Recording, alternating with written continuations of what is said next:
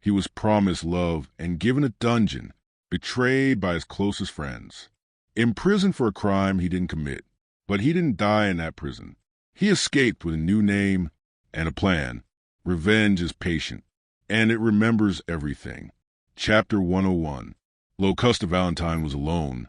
Two other clocks, slower than that of St. Philippe Rule, struck the hour of midnight from different directions, and except in the rumbling of a few carriages, all was silent.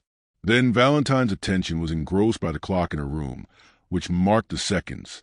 She began counting them, remarking that they were much slower than the beatings of her heart, and still she doubted. The inoffensive Valentine could not imagine that anyone should desire her death. Why should they? To what end? What had she done to excite the malice of an enemy? There was no fear of her falling asleep. One terrible idea pressed upon her mind, that someone existed in the world who had attempted to assassinate her, and who was about to endeavor to do so again. Supposing this person, wearied at the inefficacy of the poison, should, as Monte Cristo intimated, have recourse to steel. What if the Count should have no time to run to her rescue? What if her last moments were approaching, and she should never again see Morel? When this terrible chain of ideas presented itself, Valentine was nearly persuaded to ring the bell and call for help. But through the door she fancied she saw the luminous eye of the Count, that eye which lived in her memory, and the recollection overwhelmed her with so much shame that she asked herself whether any amount of gratitude could ever repay his adventurous and devoted friendship. 20 minutes, 20 tedious minutes, passed thus, then 10 more, and at last the clock struck the half-hour. Just then the sound of fingernails slightly grating against the door of the library informed Valentine that the Count was still watching and recommended her to do the same. At the same time, on the opposite side, that is towards Edward's room, Valentine fancied that she heard the creaking of the floor. She listened attentively, holding her breath till she was nearly suffocated. The lock turned, and the door slowly opened. Valentine had raised herself upon her elbow, and had scarcely time to throw herself down on the bed and shade her eyes with her arm. Then, trembling, agitated, and her heart beating with indescribable terror, she awaited the event. Someone approached the bed and drew back the curtains. Valentine summoned every effort, and breathed with that regular respiration which announces tranquil sleep. "Valentine," said a low voice. The girl shuddered to the heart, but did not reply. "Valentine," repeated the same voice. Still silent. Valentine had promised not to wake. Then everything was still, excepting that Valentine heard the almost noiseless sound of some liquid being poured into the glass she had just emptied. Then she ventured to open her eyelids and glance over her extended arm. She saw a woman in a white dressing gown pouring a liquor from a phial into her glass. During this short time Valentine must have held her breath, or moved in some slight degree, for the woman, disturbed, stopped and leaned over the bed, in order the better to ascertain whether Valentine slept. It was Madame de Villefort. On recognizing her stepmother, Valentine could not repress a shudder, which caused a vibration in the bed. Madame de Villefort instantly stepped back close to the wall, and there, shaded by the bed curtains, she silently and attentively watched the slightest movement of Valentine. The latter recollected the terrible caution of Monte Cristo. She fancied that the hand not holding the phial clasped a long, sharp knife. Then, collecting all her remaining strength, she forced herself to close her eyes. But this simple operation upon the most delicate organs of our frame, generally so easy to accomplish, became almost impossible at this moment. So much did curiosity struggle to retain the eyelid open and learn the truth. Madame de Villefort, however, reassured by the silence, which was alone disturbed by the regular breathing of Valentine, again extended her hand, and, half hidden by the curtains, succeeded in emptying the contents of the phial into the glass. Then she retired so gently that Valentine did not know she had left the room. She only witnessed the withdrawal of the arm, the fair round arm of a woman but 25 years old, and who yet spread death around her. 50077 M. It is impossible to describe the sensations experienced by Valentine during the minute and a half Madame de Villefort remained in the room. The grating against the library door aroused the young girl from the stupor in which she was plunged, and which almost amounted to insensibility. She raised her head with an effort. The noiseless door again turned on its hinges, and the Count of Monte Cristo reappeared. "Well," said he, "do you still doubt?" "Oh!" murmured the young girl. Have you seen? Alas! Did you recognize? Valentine groaned. Oh, yes, she said. I saw, but I cannot believe. Would you rather die than and cause Maximilian's death? Oh, repeated the young girl, almost bewildered. Can I not leave the house? Can I not escape? Valentine, the hand which now threatens you will pursue you everywhere.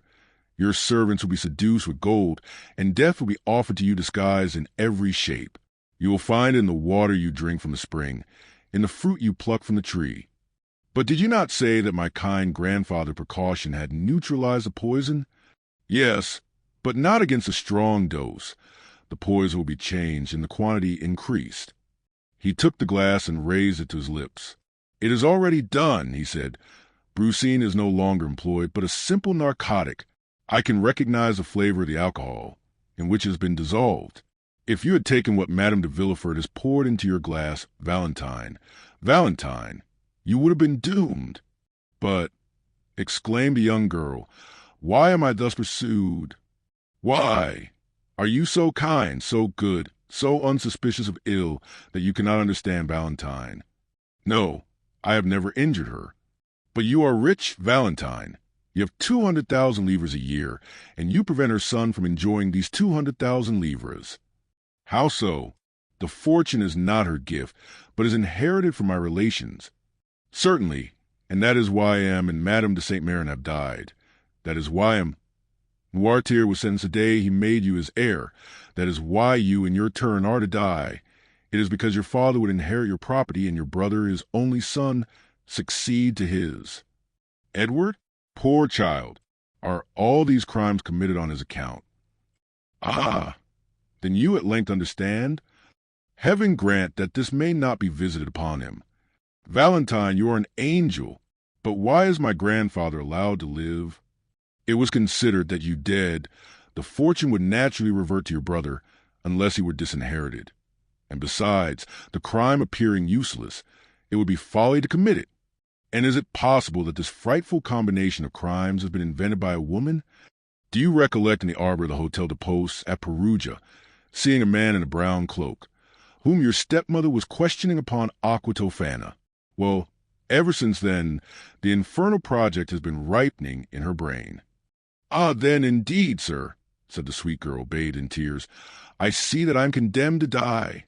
No, Valentine, for I have foreseen all their plots. No, your enemy is conquered since we know her, and you will live, Valentine. Live to be happy yourself, and confer happiness upon a noble heart. But to ensure this you must rely on me. Command me, sir, what am I to do? You must blindly take what I give you. Alas, were it only for my own sake, I should prefer to die. You must not confide in anyone, not even in your father. My father is not engaged in this fearful plot, is he, sir? Asked Valentine, clasping her hands. No, and yet your father, a man accustomed to judicial accusations, ought to have known that all these deaths have not happened naturally. It is he who should have watched over you. He should have occupied my place. He should have emptied that glass.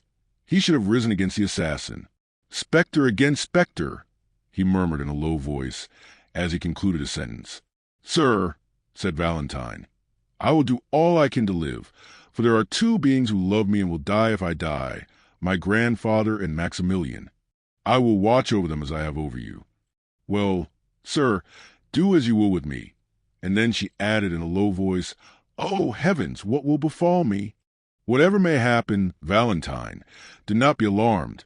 Though you suffer, though you lose sight, hearing, consciousness, fear nothing. Though you should awake and be ignorant where you are, still do not fear. Even though you should find yourself in a sepulchral vault or coffin, reassure yourself then and say to yourself, At this moment, a friend, a father, who lives for my happiness and that of Maximilian, watches over me. Alas, alas, what a fearful extremity. Valentine, would you rather denounce your stepmother? I would rather die 100 times. Oh, yes, die. No, you will not die. But will you promise me, whatever happens, that you will not complain but hope? I will think of Maximilian. You are my own darling child, Valentine. I alone can save you, and I will. Valentine, in the extremity of her terror, joined her hands. for she felt that the moment had arrived to ask for courage, and began to pray, and while uttering little more than incoherent words, she forgot that her white shoulders had no other covering than her long hair, and that the pulsations in her heart could be seen to the lace of her nightdress.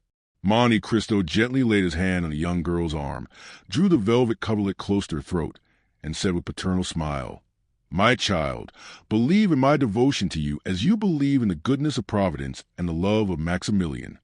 Valentine gave him a look full of gratitude, and remained as docile as a child. Then he drew from his waistcoat pocket the little emerald box, raised the golden lid, and took from a pastille about the size of a pea, which he placed in her hand. She took it, and looked attentively on the Count. There was an expression on the face of her intrepid protector which commanded her veneration.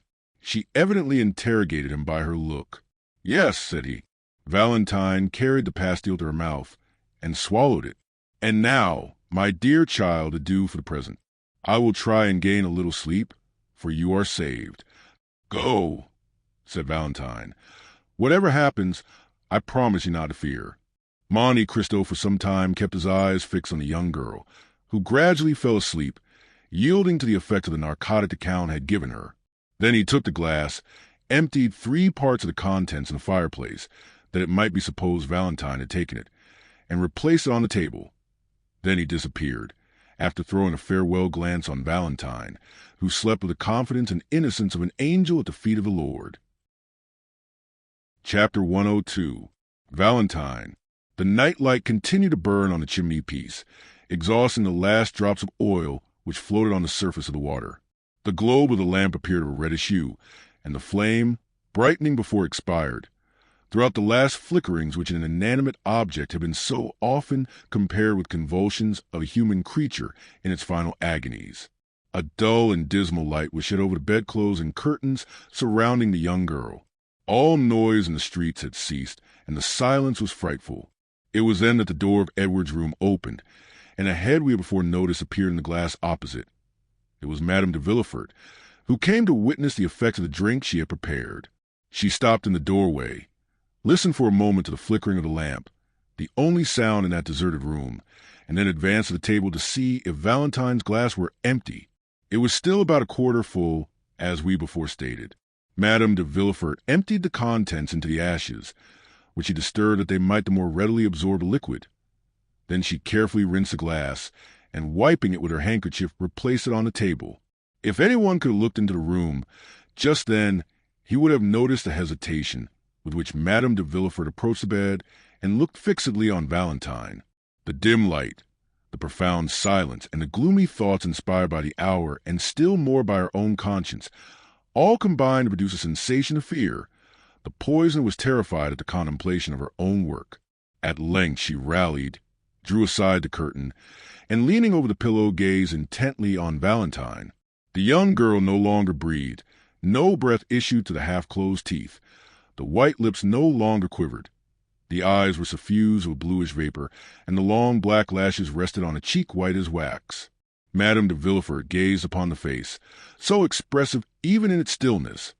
Then she ventured to raise the coverlet and press her hand upon the young girl's heart. It was cold and motionless. She only felt the pulsation in her own fingers and withdrew her hand with a shudder. One arm was hanging out of the bed. From shoulder to elbow it was molded after the arms of Germain Pilon's Graces, 23, but the forearm seemed to be slightly distorted by convulsion, and the hand, so delicately formed, was resting with stiff outstretched fingers on the framework of the bed. The nails, too, were turning blue. Madame de Villefort had no longer any doubt. All was over. She had consummated the last terrible work she had to accomplish. There was no more to do in the room, so the poisoner retired stealthily, as though fearing to hear the sound of her own footsteps. But as she withdrew, she still held aside the curtain, absorbed in the irresistible attraction always exerted by the picture of death, so long as it is merely mysterious and does not excite disgust. The minutes passed. Madame de Villefort could not drop the curtain which she held like a funeral pall over the head of Valentine. She was lost in reverie, and the reverie of crime is remorse. Just then the lamp again flickered. The noise startled Madame de Villefort, who shuddered and dropped the curtain. Immediately afterwards the light expired, and the room was plunged in frightful obscurity, while the clock at that minute struck 4:30. Overpowered with agitation, the poisoner succeeded in groping her way to the door and reached her room in an agony of fear. The darkness lasted 2 hours longer. Then by degrees a cold light crept through the Venetian blinds until at length it revealed the objects in the room. About this time the nurse's cough was heard on the stairs, and the woman entered the room with a cup in her hand. To the tender eye of a father or a lover, the first glance would have sufficed to reveal Valentine's condition. But to this hireling, Valentine only appeared to sleep. "Good," she exclaimed, approaching the table. "She has taken part of her draught. The glass is 3/4 empty." Then she went to the fireplace and lit the fire, and although she had just left her bed, she could not resist the temptation offered by Valentine's sleep. So she threw herself into an armchair to snatch a little more rest. The clock striking 8 awoke her.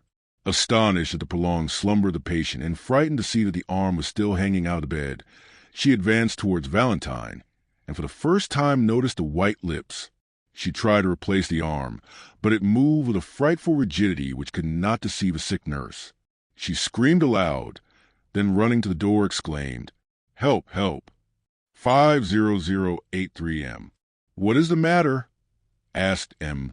D'Avrigny at the foot of the stairs, it being the hour he usually visited her. "What is it?" asked Villefort, rushing from his room. "Doctor, do you hear them call for help?" Yes, let us hasten up. It was in Valentine's room." But before the doctor and the father could reach the room, the servants who were on the same floor had entered, and seeing Valentine pale and motionless on her bed, they lifted up their hands toward heaven and stood transfixed, as though struck by lightning. "Call Madame de Villefort! Wake Madame de Villefort!" cried the procureur from the door of his chamber, which apparently he scarcely dared to leave. But instead of obeying him, the servant stood watching M. D'Avrigny, who ran to Valentine and raised her in his arms. "What? This one too?" he exclaimed. "Oh, where will be the end?" Villefort rushed into the room. "What are you saying, doctor?" he exclaimed, raising his hands to heaven. "I say that Valentine is dead," replied D'Avrigny, in a voice terrible in its solemn calmness. 50085 M. M. de Villefort staggered and buried his head in the bed. On the exclamation of the doctor and the cry of the father, the servants all fled with muttered imprecations. They were heard running down the stairs and through the long passages. Then there was a rush in court. Afterwards all was still. They had, one and all, deserted the accursed house. Just then Madame de Villefort, in the act of slipping on her dressing gown, threw aside the drapery and for a moment stood motionless, as though interrogating the occupants of the room, while she endeavored to call up some rebellious tears. On a sudden she stepped, or rather bounded, with outstretched arms, towards the table. She saw D'Avrigny curiously examining the glass, which she felt certain of having emptied during the night. It was now a third full, just as it was when she threw the contents into the ashes. The spectre of Valentine rising before the poisoner would have alarmed her less. It was indeed the same color as the draught she had poured into glass, and which Valentine had drunk. It was indeed the poison, which could not deceive M. D'Avrigny, which he now examined so closely. It was doubtless a miracle from heaven, that, notwithstanding her precautions, there should be some trace, some proof remaining to reveal the crime. While Madame de Villefort remained rooted to the spot like a statue of terror, and Villefort, with his head hidden in the bedclothes, saw nothing around him, D'Avrigny approached the window, that he might the better examine the content of the glass, and dipping the tip of his finger in, tasted it. "Ah," he exclaimed, "it is no longer brucine that is used. Let me see what it is." Then he ran to one of the cupboards in Valentine's room, which had been transformed into a medicine closet, and taking from its silver case a small bottle of nitric acid, dropped a little of it into the liquor, which immediately changed to a blood-red color. "Ah!" exclaimed D'Avrigny, in a voice in which the horror of a judge unveiling the truth was mingled with the delight of a student making a discovery. Madame de Villefort was overpowered. Her eyes first flashed and then swam. She staggered towards the door and disappeared. Directly afterwards the distant sound of a heavy weight falling on the ground was heard, but no one paid any attention to it. The nurse was engaged in watching the chemical analysis, and Villefort was still absorbed in grief. D'Avrigny alone had followed Madame de Villefort with his eyes, and watched her hurried retreat. He lifted up the drapery over the entrance to Edward's room, and his eye reaching as far as Madame de Villefort's apartment, he beheld her extended lifeless on the floor. "Go to the assistance of Madame de Villefort," he said to the nurse. "Madame de Villefort is ill. 50087M. But Mademoiselle de Villefort," stammered the nurse. "Mademoiselle de Villefort no longer requires help," said d'Avrigny, "since she is dead." "Dead! Dead!" groaned Fort Villefort, in a paroxysm of grief, which was more terrible from the novelty of the sensation in the iron heart of that man. "Dead!" repeated a third voice. "Who said Valentine was dead?" The two men turned round and saw Moreau standing at the door, pale and terror-stricken. This is what had happened. At the usual time, Moreau had presented himself at the little door leading to Noirtier's room. Contrary to custom, the door was open, and having no occasion to ring, he entered. He waited for a moment in the hall and called for a servant to conduct him to Noirtier, but no one answered, the servants having, as we know, deserted the house. Moreau had no particular reason for uneasiness. Monte Cristo had promised him that Valentine should live, and so far he had always fulfilled his word. Every night the Count had given him news, which was the next morning confirmed by Noirtier. Still this extraordinary silence appeared strange to him, and he called a second and third time. Still no answer. Then he determined to go up. Noirtier's room was open, like all the rest. The first thing he saw was the old man sitting in his armchair in his usual place, but his eyes expressed alarm, which was confirmed by the pallor, which overspread his features. "How are you, sir?" asked Moreau, with a sickness of heart. "Well," answered the old man, by closing his eyes, but his appearance manifested increasing uneasiness. "You are thoughtful, sir," continued Moreau. "You want something. Shall I call one of the servants?" "Yes," replied Noirtier. Moreau pulled the bell, but though he nearly broke the cord, no one answered. He turned towards Noirtier. The pallor and anguish expressed on his countenance momentarily increased. "Oh!" exclaimed Moreau. "Why do they not come? Is anyone ill in the house?" The eyes of Noirtier seemed as though they would start from their sockets. "What is the matter? You alarm me. Valentine? Valentine." "Yes, yes," sighed Noirtier. Maximilian tried to speak, but he could articulate nothing. He staggered and supported himself against the wainscot. Then he pointed to the door.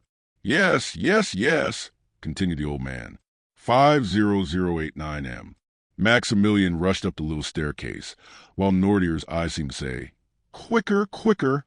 In a minute the young man darted through several rooms, till at length he reached Valentine's.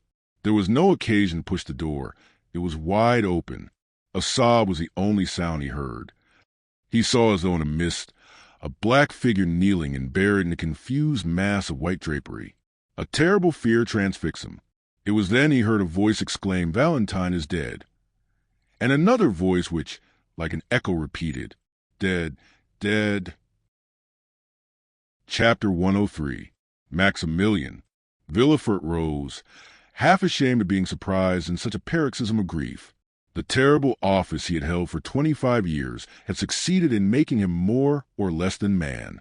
His glance, at first wandering, fixed itself upon Moreau. "Who are you, sir," he asked, "that forget that this is not the manner to enter a house stricken with death? Go, sir, go." But Moreau remained motionless. He could not detach his eyes from that disordered bed and the pale corpse of the young girl who was lying on it. "Go! Do you hear?" said Villefort, while d'Avrigny advanced to lead Moreau out. Maximilian stared for a moment at the corpse, gazed all around the room, then upon the two men. He opened his mouth to speak, but finding it impossible to give utterance to the innumerable ideas that occupied his brain, he went out, thrusting his hands through his hair in such a manner that Villefort and d'Avrigny, for a moment diverted from the engrossing topic, exchanged glances, which seemed to say, "He is mad." But in less than 5 minutes the staircase groaned beneath an extraordinary weight. Moreau was seen carrying, with superhuman strength, the armchair containing Noirtier upstairs. When he reached the landing, he placed the armchair on the floor and rapidly rolled it into Valentine's room. This could only have been accomplished by means of unnatural strength supplied by powerful excitement. But the most fearful spectacle was Noirtier being pushed toward the bed. his face expressing all his meaning, and his eyes supplying the want of every other faculty. That pale face and flaming glance appeared to Villefort like a frightful apparition. Each time he had been brought into contact with his father, something terrible had happened. "See what they have done!" cried Morrel, with one hand leaning on the back of the chair, and the other extended towards Valentine. "See, my father, see!" Villefort drew back and looked with astonishment on the young man, who, almost a stranger to him, called Noirtier his father. At this moment the whole soul of the old man seemed centered in his eyes, which became bloodshot. The veins of the throat swelled. His cheeks and temples became purple, as though he was struck with epilepsy. Nothing was wanting to complete this but the utterance of a cry, and the cry issued from his pores, if we may thus speak, a cry frightful in its silence. D'Avrigny rushed toward the old man, and made him inhale a powerful restorative.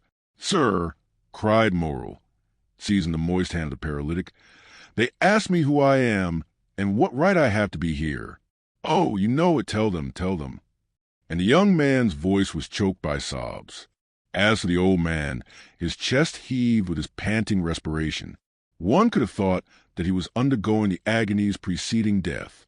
At length, happier than the young man, who sobbed without weeping, tears glistened in the eyes of Noirtier. "Tell them," said Morrel in a hoarse voice, "tell them that I am her betrothed. Tell them she was my beloved, my noble girl, my only blessing in the world. Tell them, oh, tell them, that corpse belongs to me." The young man, overwhelmed by the weight of his anguish, fell heavily on his knees before the bed, which his fingers grasped with convulsive energy. D'Avrigny, unable to bear the sight of this touching emotion, turned away, and Villefort, without seeking any further explanation, and attracted towards him by the irresistible magnetism which draws us towards those who have loved the people for whom we mourn, extended his hand towards the young man. But Morrel saw nothing. He had grasped the hand of Valentine, and unable to weep vented his agony in groans as he bit the sheets. For some time nothing was heard in that chamber but sobs, exclamations, and prayers. At length Villefort, the most composed of all, spoke.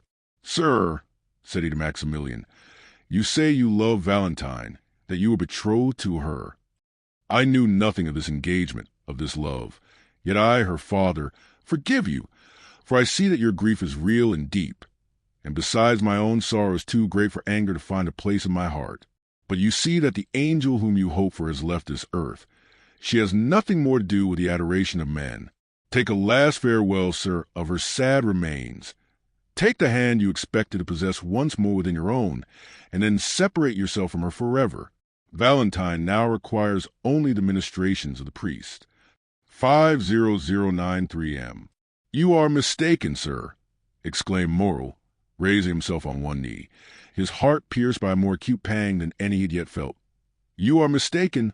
Valentine, dying as she has, not only requires a priest, but an avenger. You, M. de Villefort, send for the priest. I will be the avenger." "What do you mean, sir?" asked Villefort, trembling at the new idea inspired by the delirium of Morrel. "I tell you, sir, that two persons exist in you.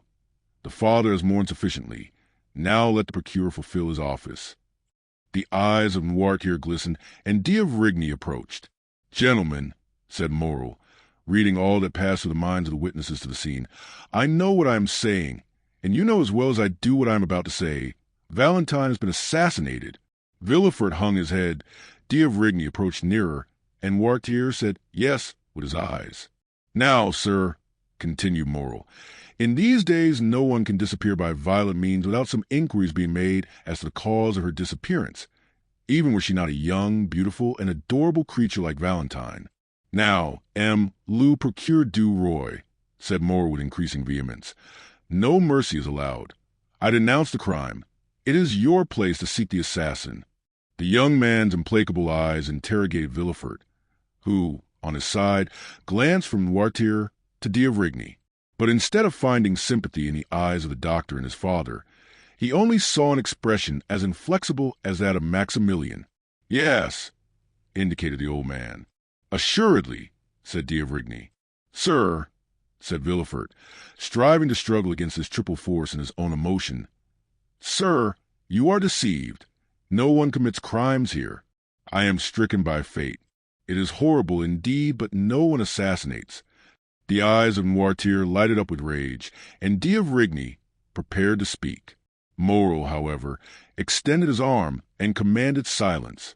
"And I say that murders are committed here," said Moreau, whose voice, though lower in tone, lost none of its terrible distinctness. "I tell you that this is the fourth victim within the last 4 months. I tell you, Valentine's life was attempted by poison 4 days ago, though she escaped, owing to precautions of M. Noirtier. I tell you that the dose has been double, the poison changed, and that this time it has succeeded. I tell you that you know these things as well as I do, since this gentleman has forewarned you, both as a doctor and as a friend." "Oh, you rave, sir!" exclaimed Villefort, in vain endeavoring to escape the net in which he was taken.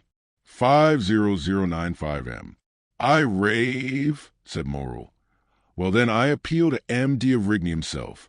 Ask him, sir, if he recollects the words he uttered in the garden of this house on the night of Madame de Saint Méran's death.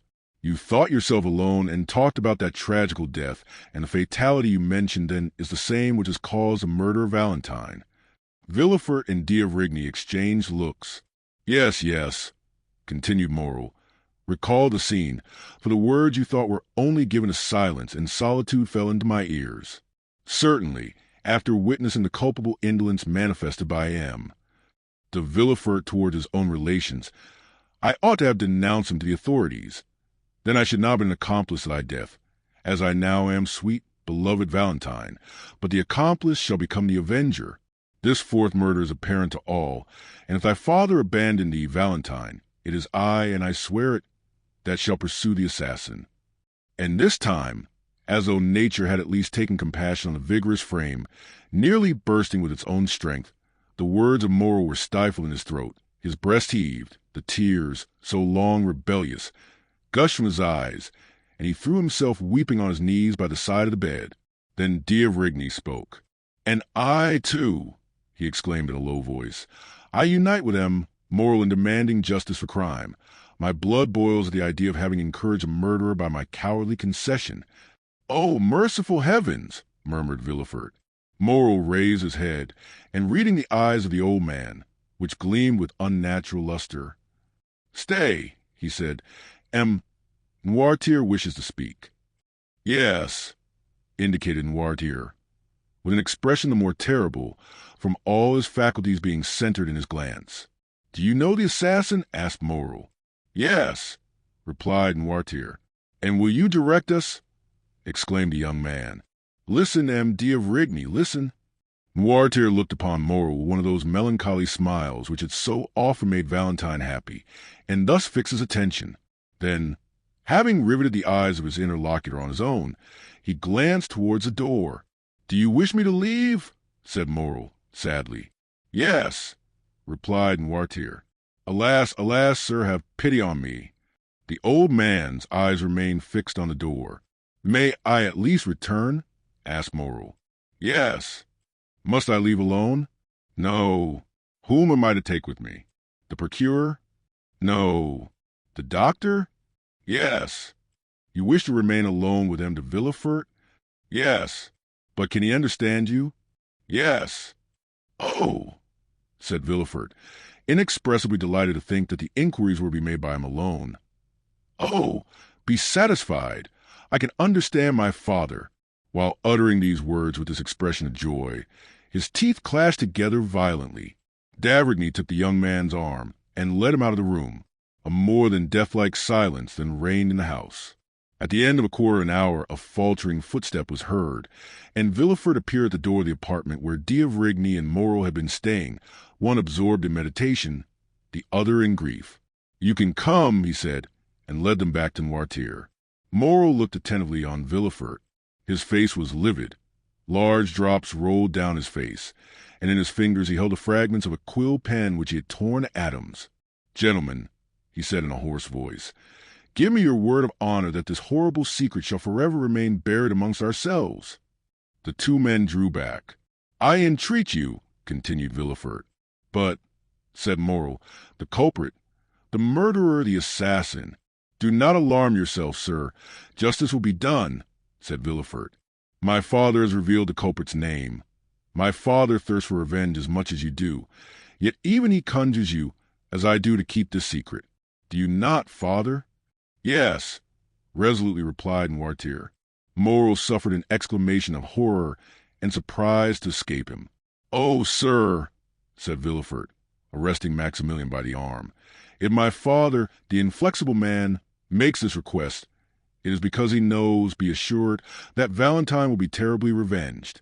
Is it not so, father?" The old man made a sign in the affirmative. Villefort continued, "He knows me, and I have pledged my word to him. Rest assured, gentlemen, that within 3 days, in a less time than justice would demand, the revenge I shall take for the murder of my child will be such as to make the boldest heart tremble." And as he spoke these words, he ground his teeth and grasped the old man's senseless hand. "Will this promise be fulfilled in Noirtier?" asked Moreau, while d'Avrigny looked inquiringly. "Yes," replied Noirtier with an expression of sinister joy. "Swear, then," said Villefort, joining the hands of Moreau and d'Avrigny. "Swear that you will spare the honor of my house, and leave me to avenge my child." D'Avrigny turned round and uttered a very feeble yes, but Moreau, disengaging his hand, rushed to the bed, and after having pressed the cold lips of Valentine with his own, hurriedly left, uttering a long, deep groan of despair and anguish. We have before stated that all the servants had fled. M. de Villefort was therefore obliged to request M. d'Avrigny to superintend all the arrangements consequent upon a death in a large city, more especially a death under such suspicious circumstances. It was something terrible to witness the silent agony, the mute despair of Noirtier, whose tears silently rolled down his cheeks.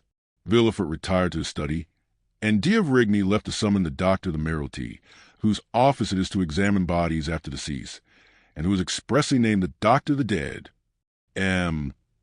Noirtier could not be persuaded to quit his grandchild. At the end of a quarter of an hour, M. d'Avrigny returned with his associate. They found the outer gate closed, and not a servant remaining in the house. Villefort himself was obliged to open to them, but he stopped on the landing. He had not the courage to again visit the death chamber. The 2 doctors, therefore, entered the room alone. Noirtier was near the bed, pale, motionless, and silent as a corpse. The district doctor approached with the indifference of a man accustomed to spend half his time amongst the dead. He then lifted the sheet which was placed over the face, and just unclosed the lips. "Alas," said d'Avrigny, "she is indeed dead, poor child. 50099 M. "Yes," answered the doctor laconically, dropping the sheet he had raised. Noirtier uttered a kind of hoarse, rattling sound. The old man's eyes sparkled, and the good doctor understood that he wished to behold his child. He therefore approached the bed, and while his companion was dipping the fingers with which he had touched the lips of the corpse in chloride of lime, he uncovered the calm and pale face, which looked like that of a sleeping angel. A tear, which appeared in the old man's eye, expressed his thanks to the doctor. The doctor of the dead then laid his permit on the corner of the table, and having fulfilled his duty, was conducted out by d'Avrigny. Villefort met them at the door of his study. Having in a few words thanked the district doctor, he turned to d'Avrigny and said, "And now the priest. Is there any particular priest you wish to pray with Valentine?" asked d'Avrigny. "No," said Villefort. "Fetch the nearest." "The nearest," said the district doctor, "is a good Italian abbé, who lives next door to you. Shall I call on him as I pass?" "d'Avrigny," said Villefort, "be so kind, I beseech you, as to accompany this gentleman. Here is the key of the door, so that you can go in and out as you please. You will bring the priest with you, and will oblige me by introducing him into my child's room. 50101 M. Do you wish to see him?" "I only wish to be alone. You will excuse me, will you not? A priest can understand a father's grief." And M. de Villefort, giving the key to d'Avrigny, again bade farewell to the strange doctor, and retired to his study, where he began to work. For some temperaments, work is a remedy for all afflictions. As the doctors entered the street, they saw a man in a cassock standing on the threshold of the next door. "This is the abbé of whom I spoke," said the doctor to d'Avrigny. D'Avrigny accosted the priest. "Sir," he said, "are you disposed to confer a great obligation on an unhappy father who has just lost his daughter?" I mean in Villefort, the king's attorney. Ah, said the priest in a marked Italian accent. Yes, I have heard that death is in that house. Then I need not tell you what kind of service he requires of you. I was about to offer myself, sir, said the priest. It is our mission to forestall our duties. It is a young girl. I know it, sir. The servants who fled from the house informed me. I also know that her name is Valentine, and I have already prayed for her. Thank you, sir, said D'Avrigny. Since you have commenced your sacred office, deign to continue it. Come and watch by the dead, and all the wretched family will be grateful to you. I am going, sir, and I do not hesitate to say that no prayers will be more fervent than mine. D'Avrigny took the priest's hand, and without meeting Villefort, who was engaged in his study, they reached Valentine's room, which on the following night was to be occupied by the undertakers. On entering the room, Nordier's eyes met those of the abbé, and no doubt he read some particular expression in them, for he remained in the room. D'Avrigny recommended the attention of the priest to the living as well as to the dead, and the abbé promised to devote his prayers to Valentine and his attentions to Noirtier. In order, doubtless, that he might not be disturbed while fulfilling his sacred mission, the priest rose as soon as D'Avrigny departed, and not only bolted the door through which the doctor had just left, but also that leading to Madame de Villefort's room. Chapter 104.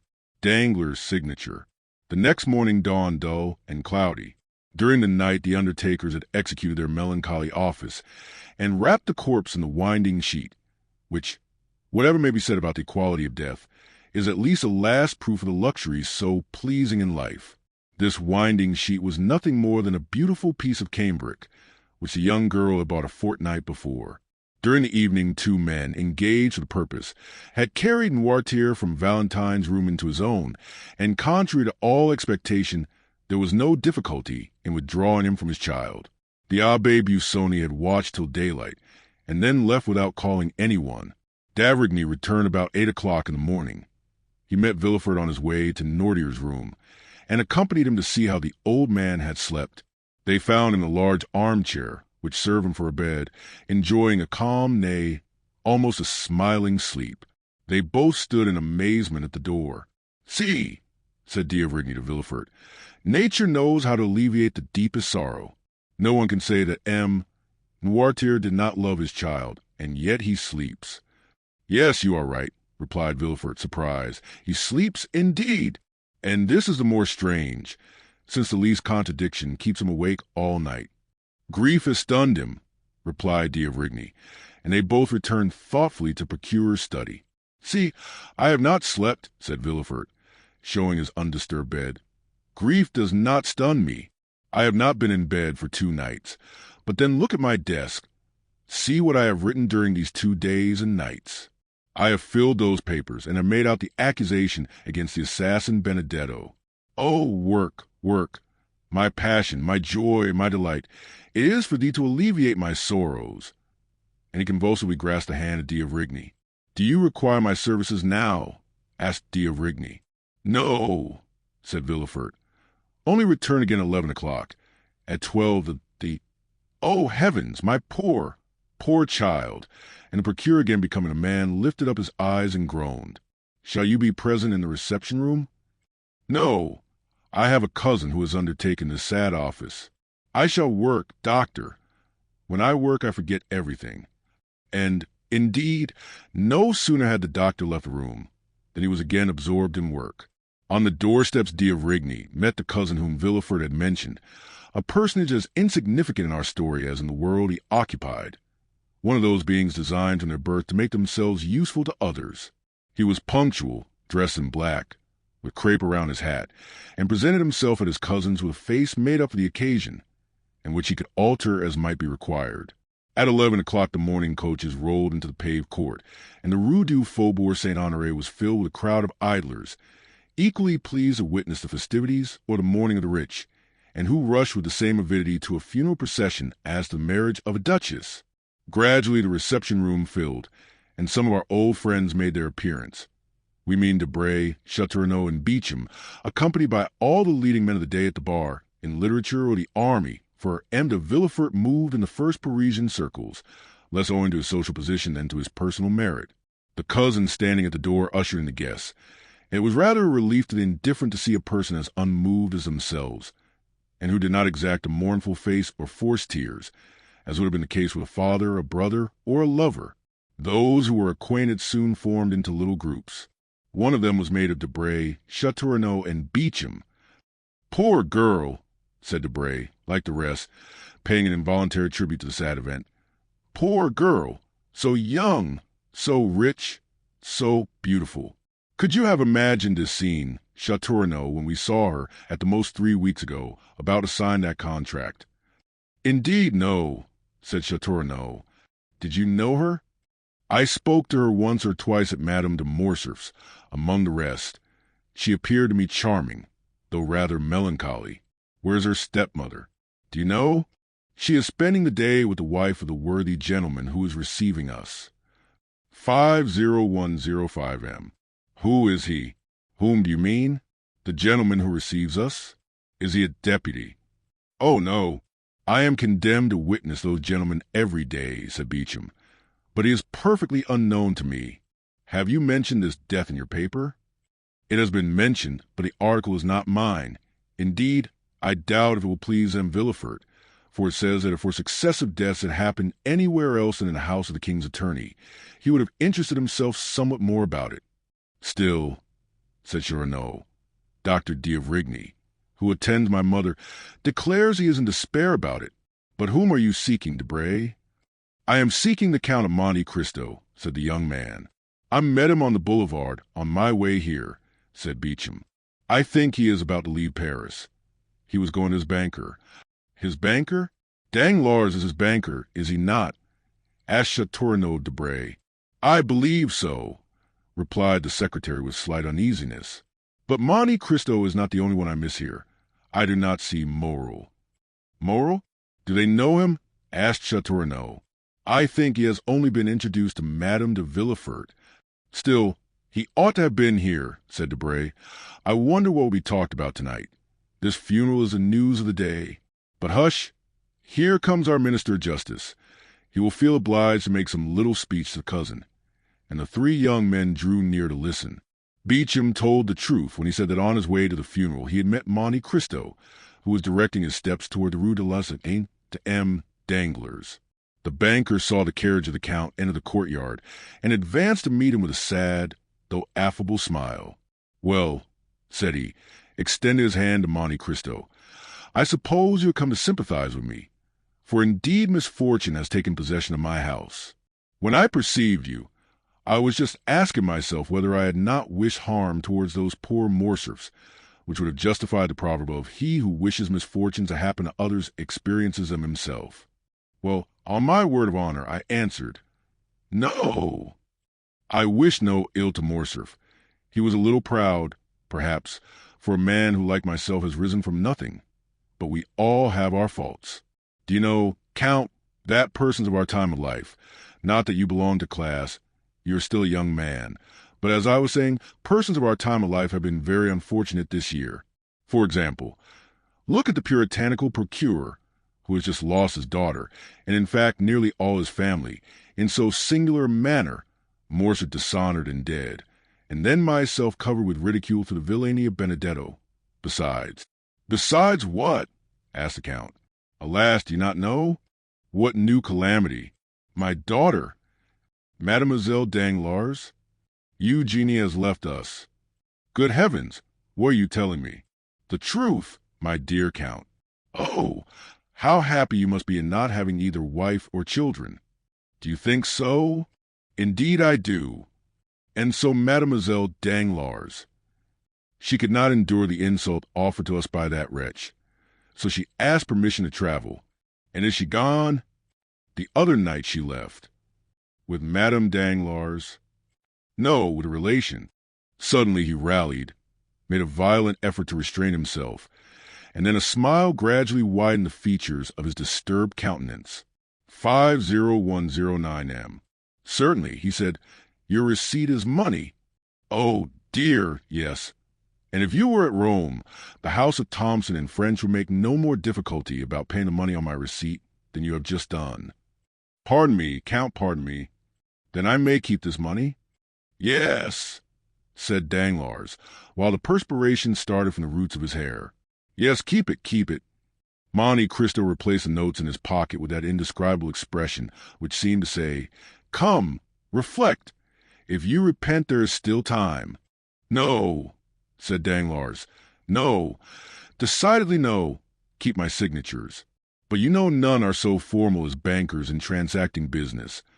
I intended this money for charity fund, and I seem to be robbing them if I did not pay them with these precise bonds.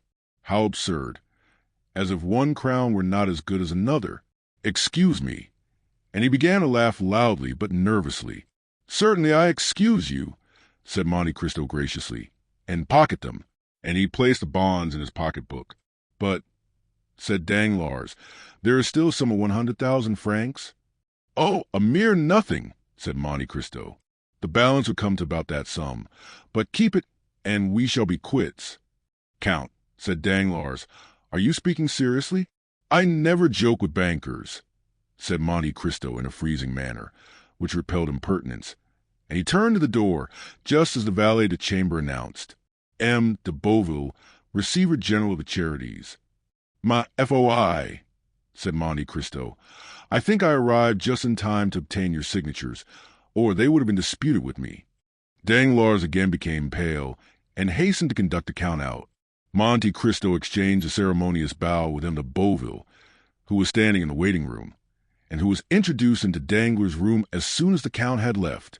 The Count's serious face was illumined by a faint smile as he noticed the portfolio which the Receiver General held in his hand. At the door he found his carriage, and was immediately driven to the bank. Meanwhile Danglars, repressing all emotion, advanced to meet the Receiver General. We need not say that a smile of condescension was stamped upon his lips. Good morning, creditor, said he, for I wager anything it is a creditor who visits me. You are right, Baron, answered M. de Beauville. The charities present themselves to you through me. The widows and orphans depute me to receive alms to the amount of 5 millions from you. And yet they say orphans are to be pitied, said Danglars, wishing to prolong the jest. Poor things. Here I am in their name, said M. de Beauville. But did you receive my letter yesterday? Yes. I have brought my receipt. 50111M. My dear M. de Beauville, your widows and orphans must oblige me by waiting 24 hours, since M. de Monte Cristo, whom you just saw leaving here. You did see him, I think? Yes, well, and de Monte Cristo has just carried off their 5 millions. How so? The Count has an unlimited credit upon me, a credit opened by Thompson and French of Rome. He came to demand 5 millions at once, which I paid him with checks on the bank. My funds are deposited there, and you can understand that if I draw out 10 millions on the same day, it will appear rather strange to the governor. 2 days will be a different thing, said Danglars, smiling. Come, said Beauville, with a tone of entire incredulity. 5 millions to that gentleman who just left, and who bowed to me as though he knew me? Perhaps he knows you, though you do not know him. M. de Monte Cristo knows everybody. 5 millions. Here is his receipt. Believe your own eyes. M. De Beauville took the paper Danglars presented him, and read, Received of Baron Danglars a sum of 5,100,000 francs, to be repaid on demand by the house of Thompson and French of Rome. It is really true, said M. de Beauville. Do you know the house of Thompson and French? Yes. I once had business to transact with it to the amount of 200,000 francs, but since then I have not heard it mentioned. It is one of the best houses in Europe, said Danglars, carelessly throwing down the receipt on his desk. And he had 5 millions in your hands alone. Why, this Count of Monte Cristo must be a nabob. Indeed, I do not know what he is. He has 3 unlimited credits, one on me, one on Rothschild, one on Lafitte, and you see, he added carelessly, he has given me the preference by leaving a balance of 100,000 francs. De Beauville manifested signs of extraordinary admiration. I must visit him, he said, and obtain some pious grant from him. Oh, you may make sure of him. His charities alone amount to 20,000 francs a month. It is magnificent. I will set before him the example of Madame de Morcerf and her son. What example? They gave all their fortune to the hospitals. What fortune? Their own and the Morcerf's, who is deceased. For what reason? Because they will not spend money so guiltily acquired. And what are they to live upon? The mother retires into the country, and the son enters the army. 50113M. Well, I must confess, these are scruples.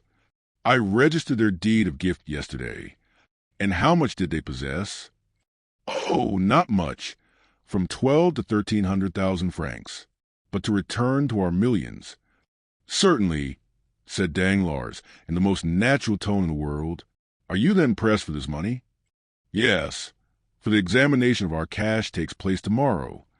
Tomorrow? Why did you not tell me so before? Why, it is as good as a century. At what hour does the examination take place? At 2 o'clock. Send at 12, said Danglars, smiling. De Beauville said nothing, but nodded his head and took up the portfolio. Now I think of it, you can do better, said Danglars. How do you mean? The receipt of Count of Monte Cristo is as good as money. Take it to Rothschild's or Laffitte's, and they will take it off your hands at once. What, though payable at Rome? Certainly. It will only cost you a discount of 5,000 or 6,000 francs. The receiver started back. My voix, he said, I prefer waiting till tomorrow. What a proposition. I thought, perhaps, said Danglars with supreme impertinence, that you had a deficiency to make up? Indeed, said the receiver, and if that were the case, it would be worth while to make some sacrifice. Thank you, no, sir. Then it will be tomorrow. Yes, but without fail. Ah, you are laughing at me. Send tomorrow at 12, and the bank shall be notified. I will come myself. Better still, since it will afford me the pleasure of seeing you. They shook hands. By the way, said de Beauville, are you not going to the funeral of poor Mademoiselle de Villefort, which I met on my road here? No, said the banker. I have appeared rather ridiculous since that affair of Benedetto, so I remain in the background. Bah, you are wrong. How were you to blame in that affair? Listen, when one bears an irreproachable name, as I do, one is rather sensitive. Everybody pities you, sir, and above all, Mademoiselle Danglars. Poor Eugenie, said Danglars. Do you know she is going to embrace a religious life? No. Alas, it is unhappily but too true. The day after the event, she decided on leaving Paris with none of her acquaintance. They are gone to seek a very strict convent in Italy or Spain. Oh, it is terrible, and de Beauville retired with this exclamation, after expressing acute sympathy with the father. But he had scarcely left before Danglars, with an energy of action those can alone understand who have seen Robert Macaire, represented by Frederick, 24, exclaimed, Fool! Then, enclosing Monte Cristo's receipt in a little pocketbook, he added, Yes, come at 12 o'clock. I shall then be far away. Then he double-locked his door, emptied all his drawers, collected about 50,000 francs in banknotes, burned several papers, left others exposed to view, and then commenced writing a letter which he addressed. To Madame la Baronne Danglars. I will place it on her table myself tonight, he murmured. Then, taking a passport from his drawer, he said, Good. It is available for 2 months longer. Chapter 105. The Cemetery of Père Lachaise. De Beauville had indeed met the funeral procession which was taking Valentine to her last home on earth. The weather was dull and stormy. A cold wind shook the few remaining yellow leaves from the boughs of the trees and scattered them among the crowd which filled the boulevards. De Villefort, a true Parisian, considered the cemetery of Père Lachaise alone worthy of receiving the mortal remains of a Parisian family. There alone the corpses belonging to him would be surrounded by worthy associates. He had therefore purchased a vault, which was quickly occupied by members of his family. On the front of the monument was inscribed, The families of St. Marin and Villefort, for such had been the last which expressed by poor Renée, Valentine's mother. The pompous procession therefore wended its way towards Père Lachaise on the Faubourg Saint-Honoré. Having crossed Paris, it passed through the Faubourg du Temple, then leaving the exterior boulevards, it reached the cemetery. More than 50 private carriages followed the 20 mourning coaches, and behind them more than 500 persons joined in the procession on foot. 50117M. These last consisted of all the young people whom Valentine's death had struck like a thunderbolt, and who, notwithstanding the raw chilliness of the season, could not refrain from paying a last tribute to memory of the beautiful, chaste, and adorable girl thus cut off in the flower of her youth. As they left Paris, an equipage with 4 horses at full speed was seen to draw up suddenly. It contained Monte Cristo. The Count left the carriage and mingled in the crowd, who followed on foot. Châteaurenaud perceived him, and immediately alighting from his coupe, joined him. Beecham did the same. The Count looked attentively through every opening in the crowd. He was evidently watching for someone, but his search ended in disappointment. 50119M. "Where's Morel?" he asked. "Do either of these gentlemen know where he is?" "We have already asked that question," said Châteaurenaud, "for none of us has seen him." The Count was silent, but continued to gaze around him. At length they arrived at the cemetery. The piercing eye of Monte Cristo glanced through clusters of bushes and trees, and was soon relieved from all anxiety. For seeing a shadow glide between the yew trees, Monte Cristo recognized him whom he sought. One funeral is generally very much like another in this magnificent metropolis. Black figures are seen scattered over the long white avenues. The silence of earth and heaven is alone broken by the noise made by the crackling branches of hedges planted around the monuments. Then follows the melancholy chant of priests, mingled now and then with a sob of anguish, escaping from some woman concealed behind a mass of flowers. The shadow Monte Cristo had noticed passed rapidly behind the tomb of Abelard and Heloise, placed itself close to the heads of the horses belonging to the hearse, and following the undertaker's men, arrived with them at the spot appointed for the burial. Each person's attention was occupied. Monte Cristo saw nothing but the shadow which no one else observed. Twice the Count left the ranks to see whether the object of his interest had any concealed weapon beneath his clothes. When the procession stopped, this shadow was recognized as Morel, who, with his coat buttoned up to his throat, his face livid, and convulsively crushing his hat between his fingers, leaned against a tree, situated on an elevation commanding the mausoleum, so that none of the funeral details could escape his observation. Everything was conducted in the usual manner. A few men, the least impressed of all by the scene, pronounced a discourse, some deploring this premature death, others expatiating on the grief of the father, and one very ingenious person quoting the fact that Valentine had solicited pardon of her father for criminals on whom the arm of justice was ready to fall, until at length they exhausted their stores of metaphor and mournful speeches. Elaborate variations on the stanzas of Malherbe to do Purrier. Monte Cristo heard and saw nothing, or rather he only saw Morel, whose calmness had a frightful effect on those who knew what was passing in his heart. "See," said Beecham, pointing out Morel to Debray. "What is he doing up there?" And they called Châteaurenaud's attention to him. "How pale he is," said Châteaurenaud, shuddering. "He is cold," said Debray. "Not at all," said Châteaurenaud slowly. "I think he is violently agitated. He is very susceptible." "Bah!" said Debray. "He scarcely knew Mademoiselle de Villefort. You said so yourself." "True. Still I remember he danced 3 times with her at Madame de Morcerf's. Do you recollect that ball, Count, where you produced such an effect?" 50121M. "No, I do not," replied Monte Cristo, without even knowing what or to whom he was speaking. So much was he occupied in watching Morel, who was holding his breath with emotion. "The discourse is over. Farewell, gentlemen," said the Count unceremoniously, and he disappeared without anyone seeing whither he went. The funeral being over, the guests returned to Paris. Châteaurenaud looked for a moment for Morel, but while they were watching the departure of the Count, Morel had quitted his post, and Châteaurenaud, failing in his search, joined Debray and Beecham. Monte Cristo concealed himself behind a large tomb and awaited the arrival of Morel, who by degrees approached the tomb now abandoned by spectators and workmen. Morel threw a glance around, but before it reached the spot occupied by Monte Cristo, the latter had advanced yet nearer, still unperceived. The young man knelt down. The Count, with outstretched neck and glaring eyes, stood in an attitude ready to pounce upon Morel upon the first occasion. Morel bent his head till it touched the stone, then clutching the grating with both hands, he murmured, "Oh, Valentine!" The Count's heart was pierced by the utterance of these two words.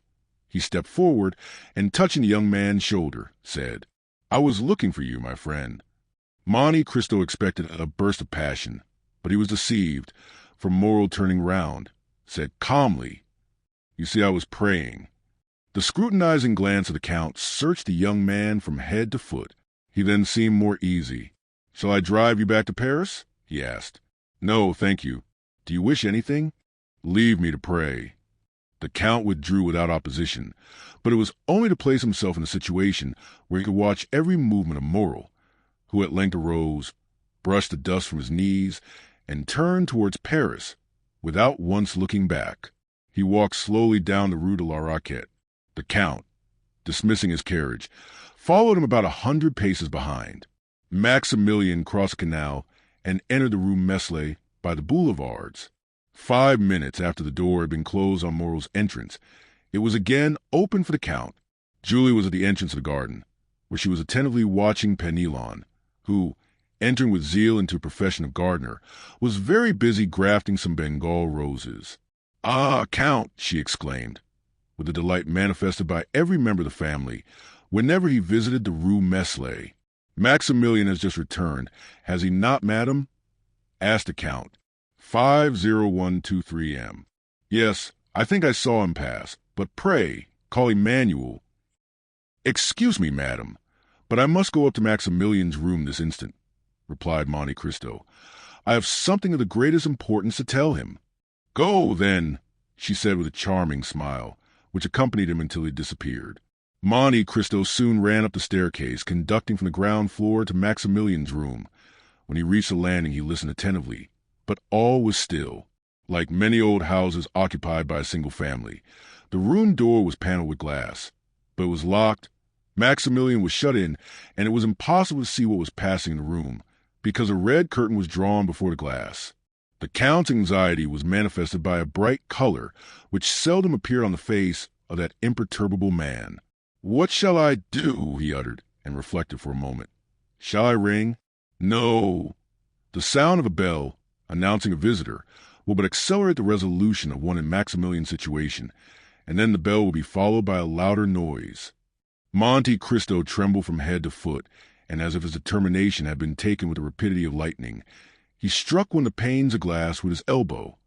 The glass was shivered to atoms. Then, withdrawing the curtain, he saw Morrel, who had been writing at his desk, bound from his seat at the noise of the broken window. "I beg 1,000 pardons," said the Count. "There is nothing the matter, but I slipped down and broke one of your panes of glass with my elbow. Since it is opened, I will take advantage of it to enter your room. Do not disturb yourself. Do not disturb yourself." And passing his hand to the broken glass, the Count opened the door. Morrel, evidently discomposed, came to meet Monte Cristo less with the intention of receiving him than to exclude his entry. "My foi," said Monte Cristo, rubbing his elbow, "it's all your servant's fault. Your stairs are so polished, it is like walking on glass." "Are you hurt, sir?" coldly asked Morrel. "I believe not. But what are you about there? You were writing." Your fingers are stained with ink." "Ah, true, I was writing. I do sometimes, soldier though I am." Monte Cristo advanced into the room. Maximilian was obliged to let him pass, but he followed him. "You were writing?" said Monte Cristo with a searching look. "I have already had the honor of telling you I was," said Morrel. The Count looked around him. "Your pistols are beside your desk," said Monte Cristo, pointing with his finger to the pistols on the table. "I am on the point of starting on a journey," replied Morrel disdainfully. "My friend," exclaimed Monte Cristo in a tone of exquisite sweetness. "Sir, my friend, my dear Maximilian, do not make a hasty resolution, I entreat you." "I make a hasty resolution?" said Morrel, shrugging his shoulders. "Is there anything extraordinary in a journey?" 50125 M. "Maximilian," said the Count, "let us both lay aside the mask we have assumed. You no more deceive me with that false calmness than I impose upon you with my frivolous solicitude. You can understand, can you not, that to have acted as I have done, to have broken that glass, to have intruded on the solitude of a friend, you can understand that, To have done all this, I must have been actuated by real uneasiness, or rather by a terrible conviction. Moral, you are going to destroy yourself. Indeed, Count, said Moral, shuddering. What has put this into your head? I tell you that you are about to destroy yourself, continued the Count, and here is proof of what I say. And, approaching the desk, he removed the sheet of paper which Moral had placed over the letter he had begun, and took the latter in his hands. Moral rushed forward to tear it from him, but Monte Cristo, perceiving his intention, seized his wrist with his iron grasp. You wish to destroy yourself, said the Count. You have written it. Well, said Moral, changing his expression of calmness for one of violence. Well, and if I do intend to turn this pistol against myself, who shall prevent me? Who will dare prevent me? All my hopes are blighted. My heart is broken, my life a burden. Everything around me is sad and mournful. Earth has become distasteful to me, and human voices distract me. It is a mercy to let me die, for if I live I shall lose my reason and become mad. When, sir, I tell you all this with tears of heartfelt anguish, can you reply that I am wrong? Can you prevent my putting an end to my miserable existence? Tell me, sir, could you have the courage to do so? Yes, Moral, said Monte Cristo, with a calmness which contrasted strangely with the young man's excitement. Yes, I would do so. You, exclaimed Moral, with increasing anger and reproach. You, who have deceived me with false hopes, who have cheered and soothed me with vain promises, when I might, if not have saved her, at least have seen her die in my arms. You, who pretend to understand everything, even the hidden sources of knowledge, and who enact the part of guardian angel upon earth, and could not even find an antidote to a poison administered to a young girl. Ah, sir, indeed you would inspire me with pity, were you not hateful in my eyes. Moral. Yes, you tell me to lay aside the mask, and I will do so. Be satisfied. When you spoke to me at the cemetery, I answered you. My heart was softened. When you arrived here, I allowed you to enter. But since you abused my confidence, since you devised a new torture after I thought I had exhausted them all, then, Count of Monte Cristo, my pretended benefactor, then, Count of Monte Cristo, the universal guardian, be satisfied. You shall witness the death of your friend. And Moral, with maniacal laugh, again rushed towards the pistols. And I again repeat, you shall not commit suicide. Prevent me, then, replied Moral, with another struggle which, like the first, failed in releasing him from the Count's iron grasp. I will prevent you. 50127M. And who are you, then, that arrogate to yourself this tyrannical right over free and rational beings? Who am I? Repeated Monte Cristo. Listen, I am the only man in the world having the right to say to you, Moral, your father's son shall not die today.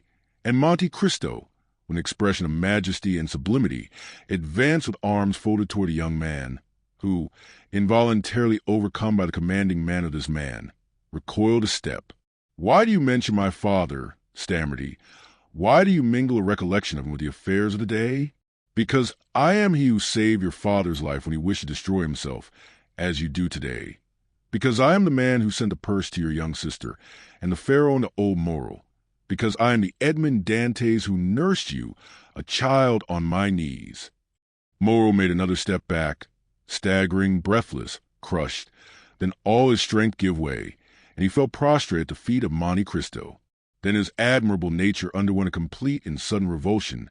He arose, rushed out of the room into the stairs, exclaiming energetically, Julie, Julie, Emmanuel, Emmanuel. Monte Cristo endeavored also to leave, but Maximilian would have died rather than relax his hold of the handle of the door, which he closed upon the Count. Julie, Emmanuel, and some of the servants ran up in alarm on hearing the cries of Maximilian. Moral seized their hands, and opening the door, exclaimed in a voice choked with sobs, on your knees, on your knees. He is our benefactor, the savior of our father. He is, he would have added, Edmond Dantès, but the Count seized his arm and prevented him. Julie threw herself into the arms of the Count. Emmanuel embraced him as a guardian angel. Moral again fell on his knees and struck the ground with his forehead. Then the iron-hearted man felt his heart swell in his breast. A flame seemed to rush from his throat to his eyes. He bent his head and wept. For a while nothing was heard in the room but a succession of sobs, while the incense from their grateful hearts mounted to heaven. Julie had scarcely recovered from her deep emotion when she rushed out of the room, descended to the next floor, ran into the drawing room with childlike joy, and raised the crystal globe which covered the purse given by the unknown of the Alise de Mailhan. Meanwhile, Emmanuel in a broken voice said to the Count, "Oh, Count, how could you, hearing us so often speak of our unknown benefactor, seeing us pay such homage of gratitude and adoration to his memory, how could you continue so long without discovering yourself to us? Oh, it was cruel to us, and dare I say it, to you also." "Listen, my friend," said the Count. "I may call you so since we have really been friends for the last 11 years. The discovery of this secret has been occasioned by a great event which you must never know. I wished to bury it during my whole life in my own bosom, but your brother Maximilian wrested it from me by a violence he repents of now, I am sure." Then turning around, and seeing that Morrel, still on his knees, had thrown himself into an armchair, he added in a low voice, pressing Emmanuel's hand significantly, "Watch over him." "Why so?" asked the young man, surprised. "I cannot explain myself, but watch over him." Emmanuel looked around the room and caught sight of the pistols. His eyes rested on the weapons, and he pointed to them. Monte Cristo bent his head. Emmanuel went towards the pistols. "Leave them," said Monte Cristo.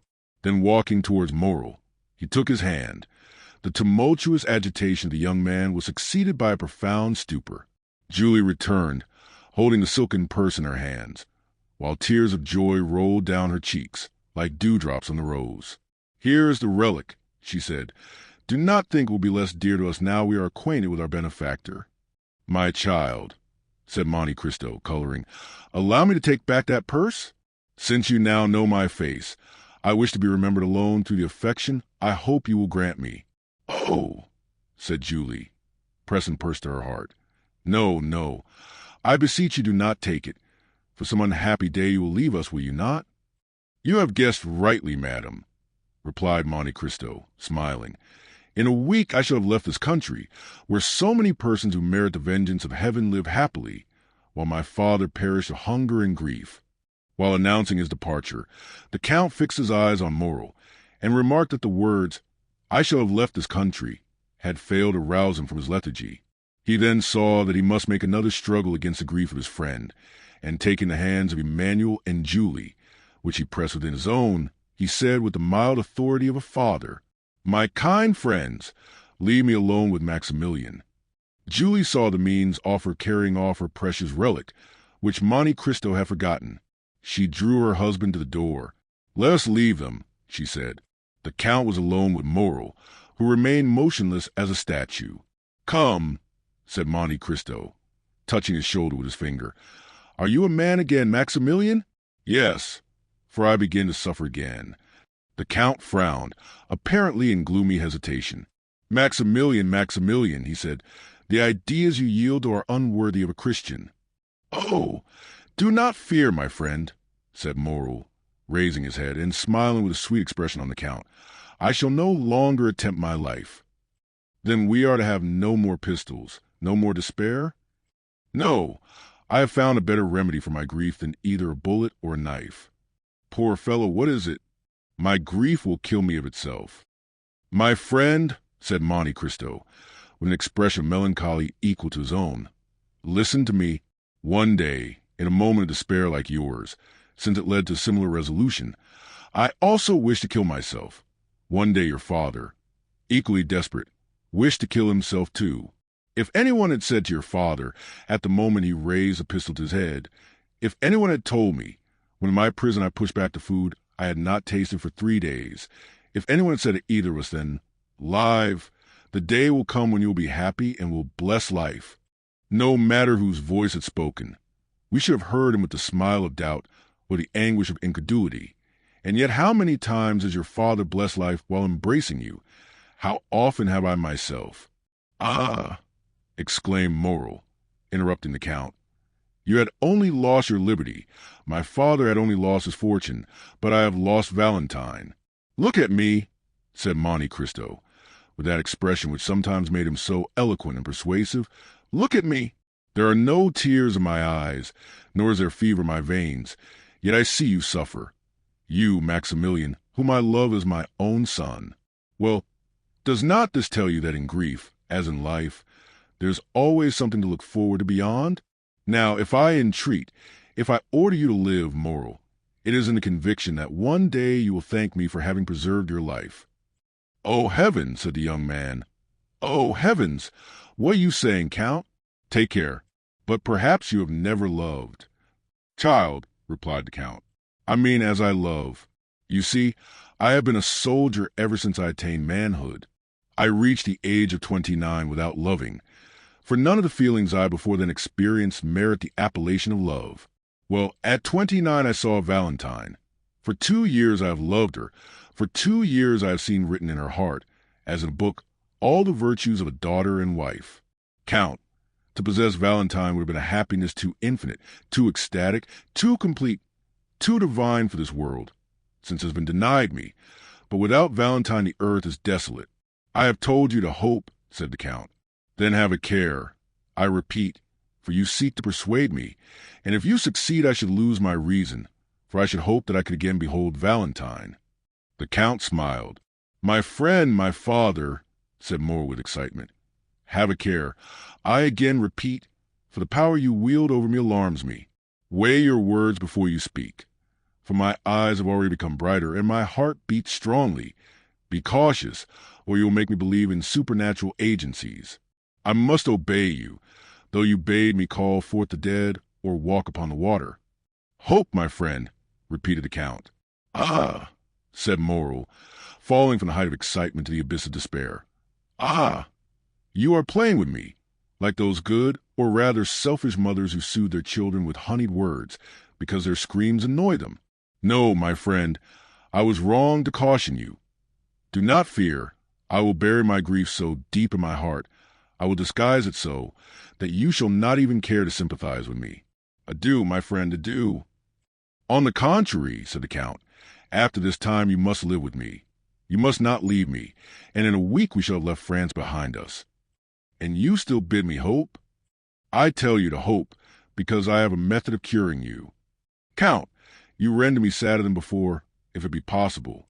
You think the result of this blow has been to produce an ordinary grief, and you would cure it by an ordinary remedy, change the scene.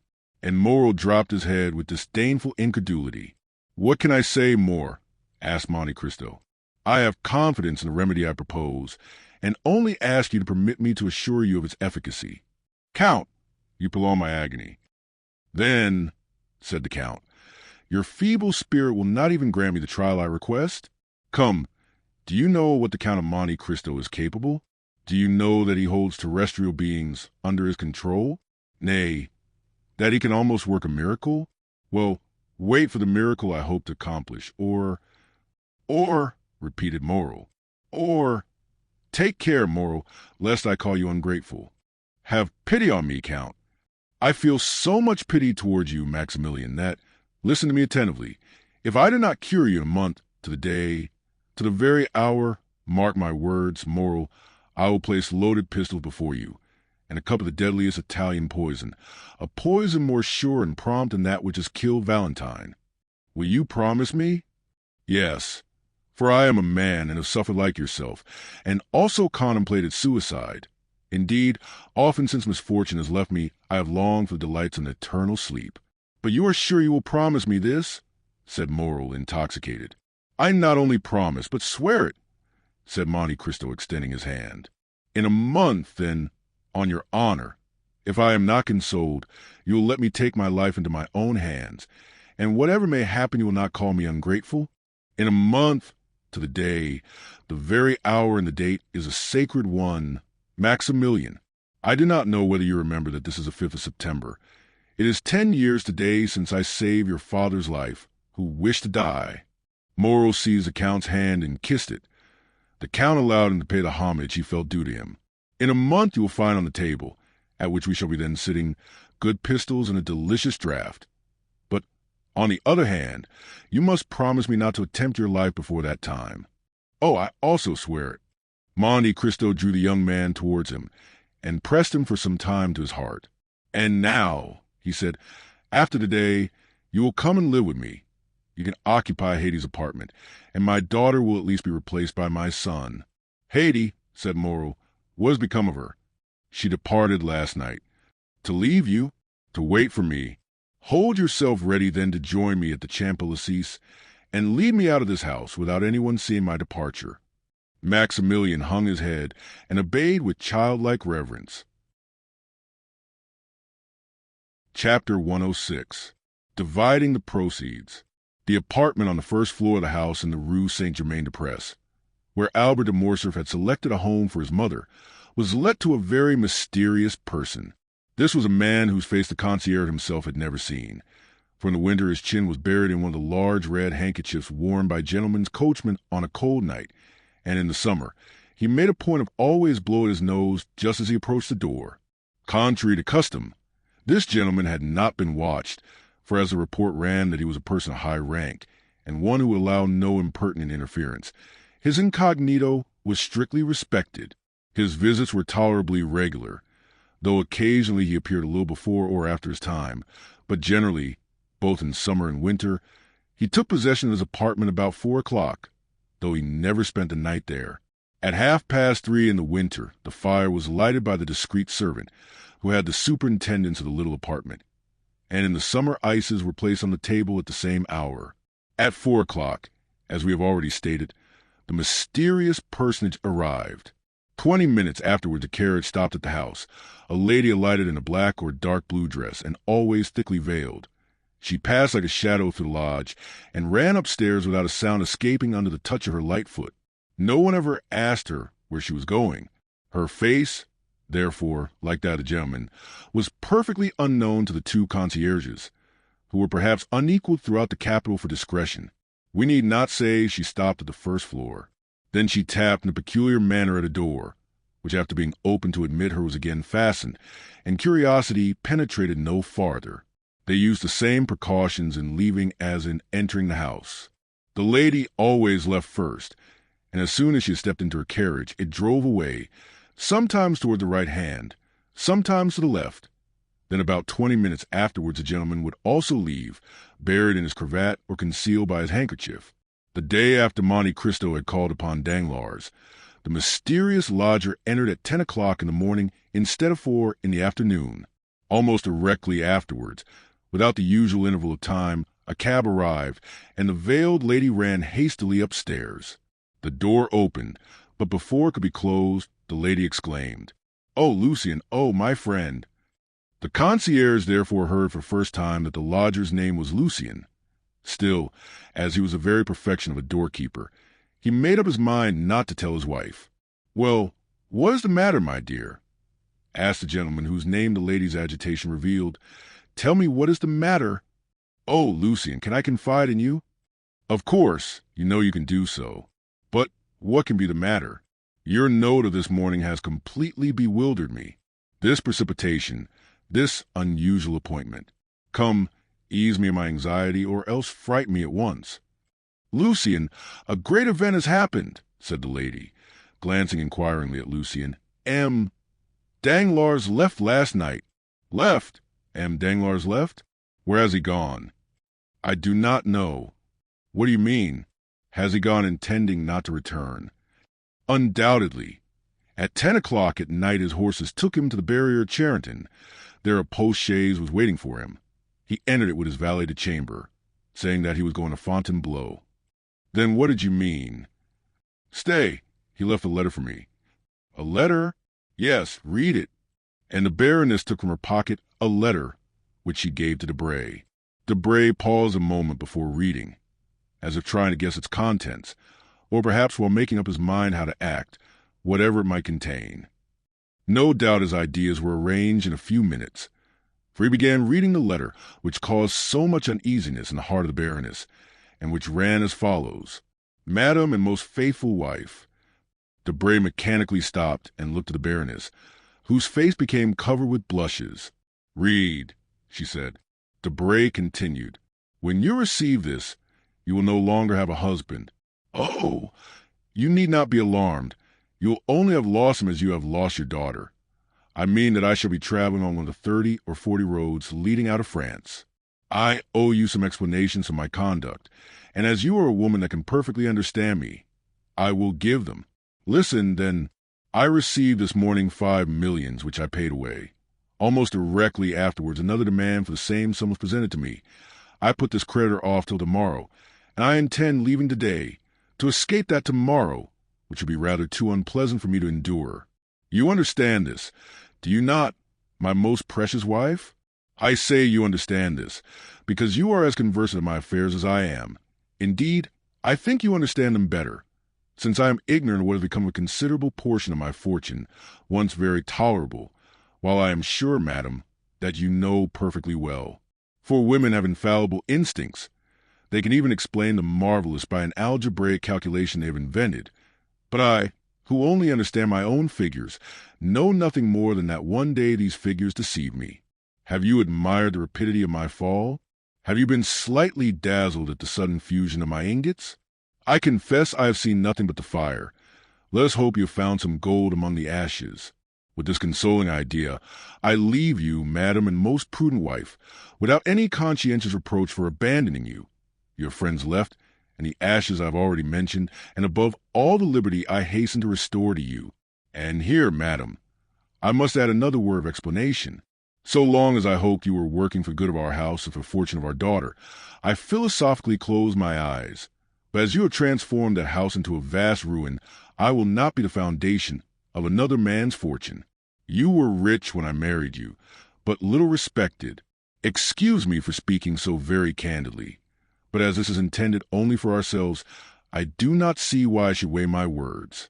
I have augmented our fortune, and it has continued to increase during the last 15 years, till extraordinary and unexpected catastrophes have suddenly overturned it. Without any fault of mine, I can honestly declare, you, madam, have only sought to increase your own, and I am convinced that you have succeeded. I leave you, therefore, as I took you, rich but little respected. Adieu.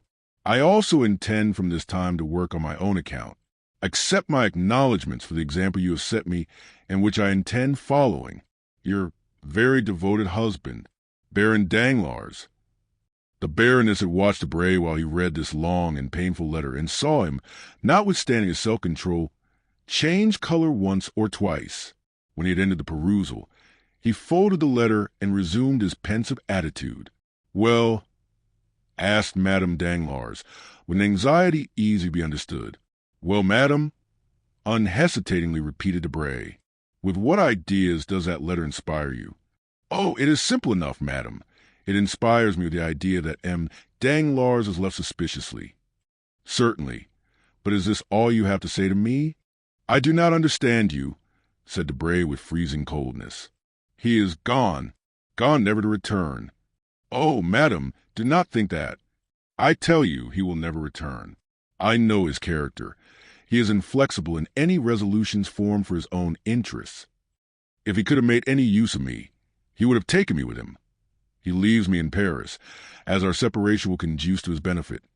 Therefore he is gone, and I am free forever, added Madame Danglars, in the same supplicating tone.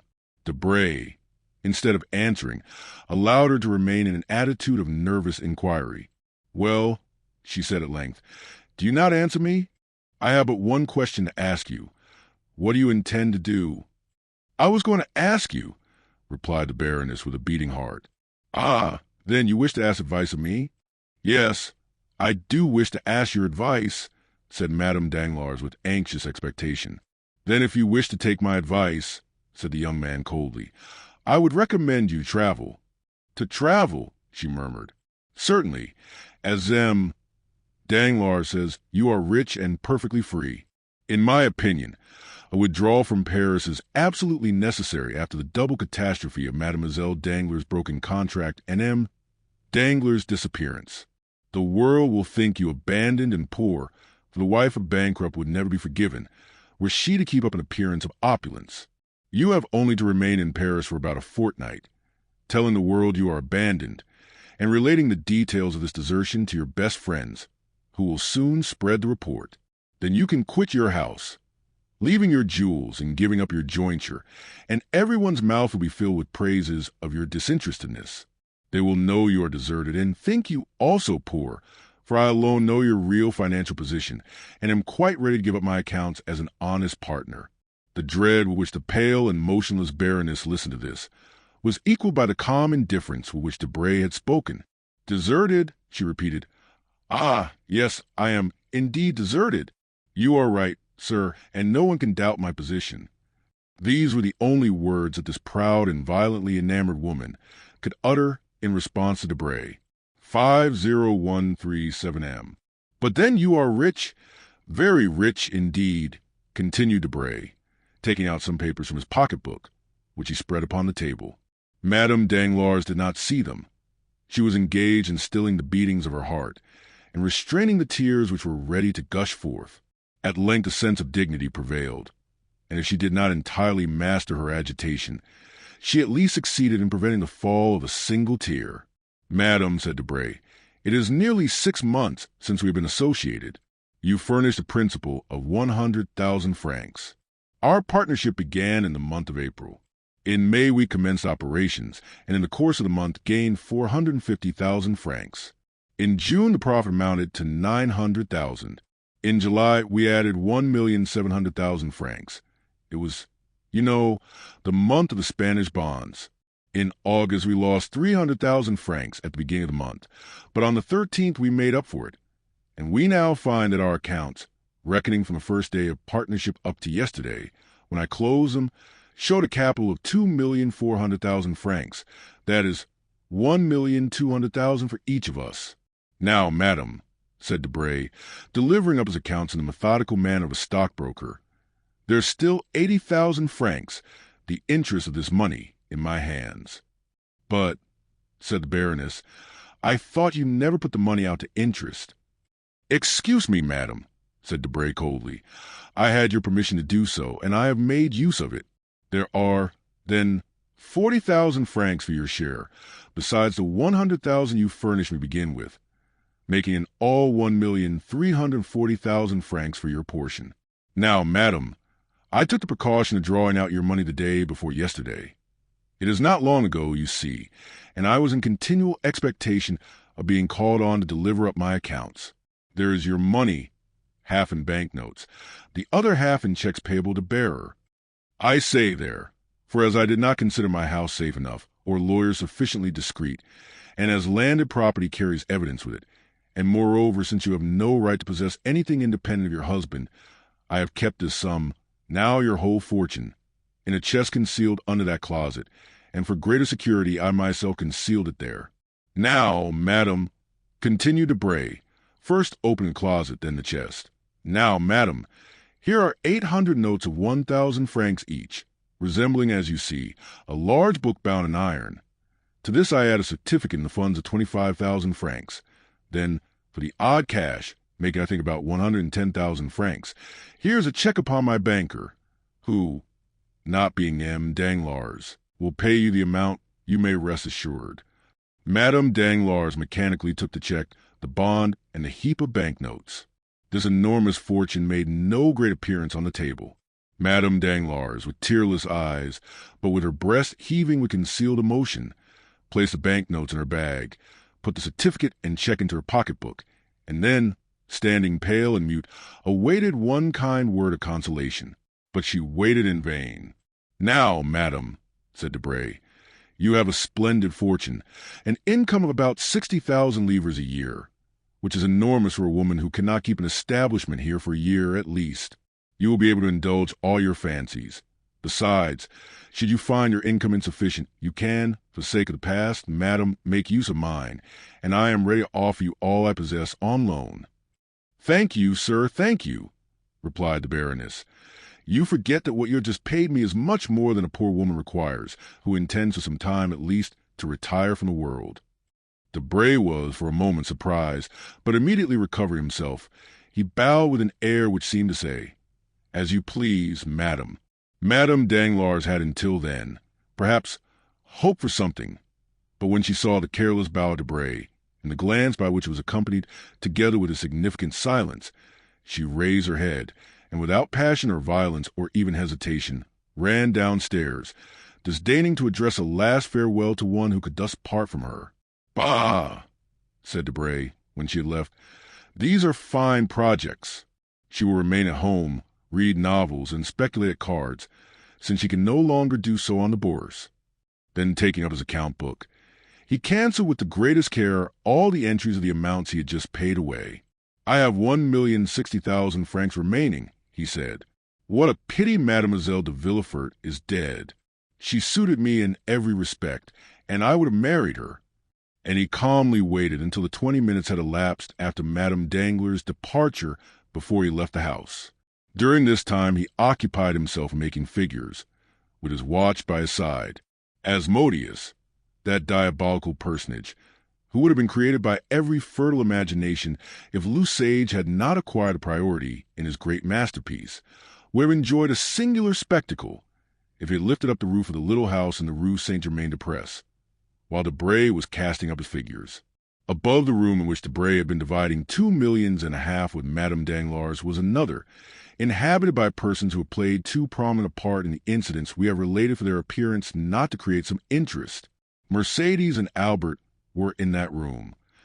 Mercédès was much changed within the last few days.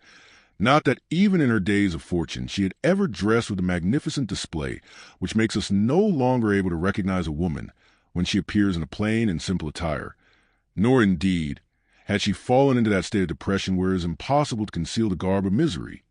No, the change in Mercédès was that her eye no longer sparkled, her lips no longer smiled, and there was now a hesitation in uttering the words which formerly sprang so fluently from her ready wit. It was not poverty which had broken her spirit. It was not a want of courage which rendered her poverty burdensome.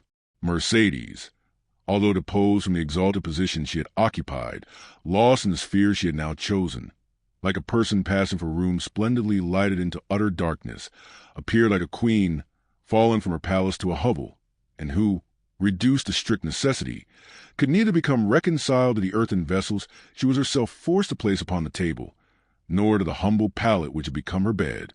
The beautiful Catalane and noble Countess had lost both a proud glance and charming smile, because she saw nothing but misery around her. The walls were hung with one of the gray papers which economical landlords choose as not likely to show the dirt. The floor was uncarpeted. The furniture attracted the attention to the poor attempt at luxury. Indeed, everything offended eyes accustomed to refinement and elegance. Madame de Morcerf had lived there since leaving her house. The continual silence of the spot oppressed her. Still, seeing that Albert continually watched her countenance to judge the state of her feelings, she constrained herself to assume a monotonous smile of the lips alone, which, contrasted with the sweet and beaming expression that usually shone from her eyes, seemed like moonlight on a statue, yielding light without warmth. Albert, too, was ill at ease. The remains of luxury prevented him from sinking into his actual position. If he wished to go out without gloves, his hands appeared too white. If he wished to walk through the town, his boots seemed too highly polished. Yet these two noble and intelligent creatures, united by the indissoluble ties of maternal and filial love, had succeeded in tacitly understanding one another and economizing their stores, and Albert had been able to tell his mother, without extorting a change of countenance, "Mother, we have no more money. 50141M. Mercédès had never known misery. She had often, in her youth, spoken of poverty, but between want and necessity, those synonymous words, there is a wide difference. Amongst the Catalans, Mercédès wished for 1,000 things, but still she never really wanted any. So long as the nets were good, they caught fish, and so long as they sold their fish, they were able to buy twine for new nets. And then, shut out from friendship, having but one affection, which could not be mixed up with her ordinary pursuits, she thought of herself, of no one but herself. Upon the little she earned she lived as well as she could. Now there were two to be supported, and nothing to live upon. Winter approached. Mercédès had no fire in that cold and naked room. She, who was accustomed to stoves which heated the house from the hall to the boudoir, she had not even one little flower. Whose apartment had been a conservatory of costly exotics. But she had her son. Hitherto the excitement of fulfilling a duty had sustained them. Excitement, like enthusiasm, sometimes renders us unconscious to the things of earth. But the excitement had calmed down, and they felt themselves obliged to descend from dreams to reality. After having exhausted the ideal, they found they must talk of the actual. "Mother," exclaimed Albert, just as Madame Danglars was descending the stairs, "let us reckon our riches, if you please. I want capital to build my plans upon." "Capital?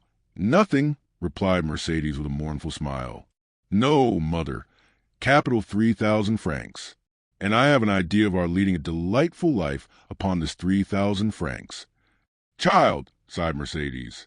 "Alas, dear mother," said the young man, "I have unhappily spent too much of your money not to know the value of it. These 3,000 francs are enormous, and I intend building upon this foundation a miraculous certainty for the future. You say this, my dear boy, but do you think we ought to accept these 3,000 francs?" said Mercédès, coloring. "I think so," answered Albert in a firm tone. "We will accept them the more readily, since we have them not here. You know they are buried in the garden of the little house in the Allées de Mailhan at Marseilles. With 200 francs we can reach Marseilles. With 200 francs. Are you sure, Albert?" "Oh, as for that, I have made inquiries respecting the diligences and steamboats, and my calculations are made. You will take your place in the coupe to Chalons. You see, mother, I treat you handsomely for 35 francs. Albert then took a pen and wrote, "FRS, coupe, 35 francs. 35. From Chalons to Lyons you will go on by the steamboat. 6. From Lyons to Avignon, still by steamboat. 16.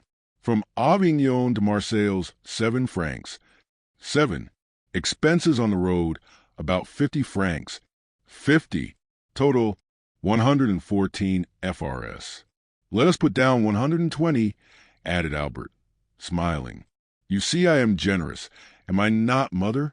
But you, my poor child? Do you not see that I reserve 80 francs for myself? A young man does not require luxuries. Besides, I know what traveling is. With a post-chaise and valet-de-chamber? Anyway, mother.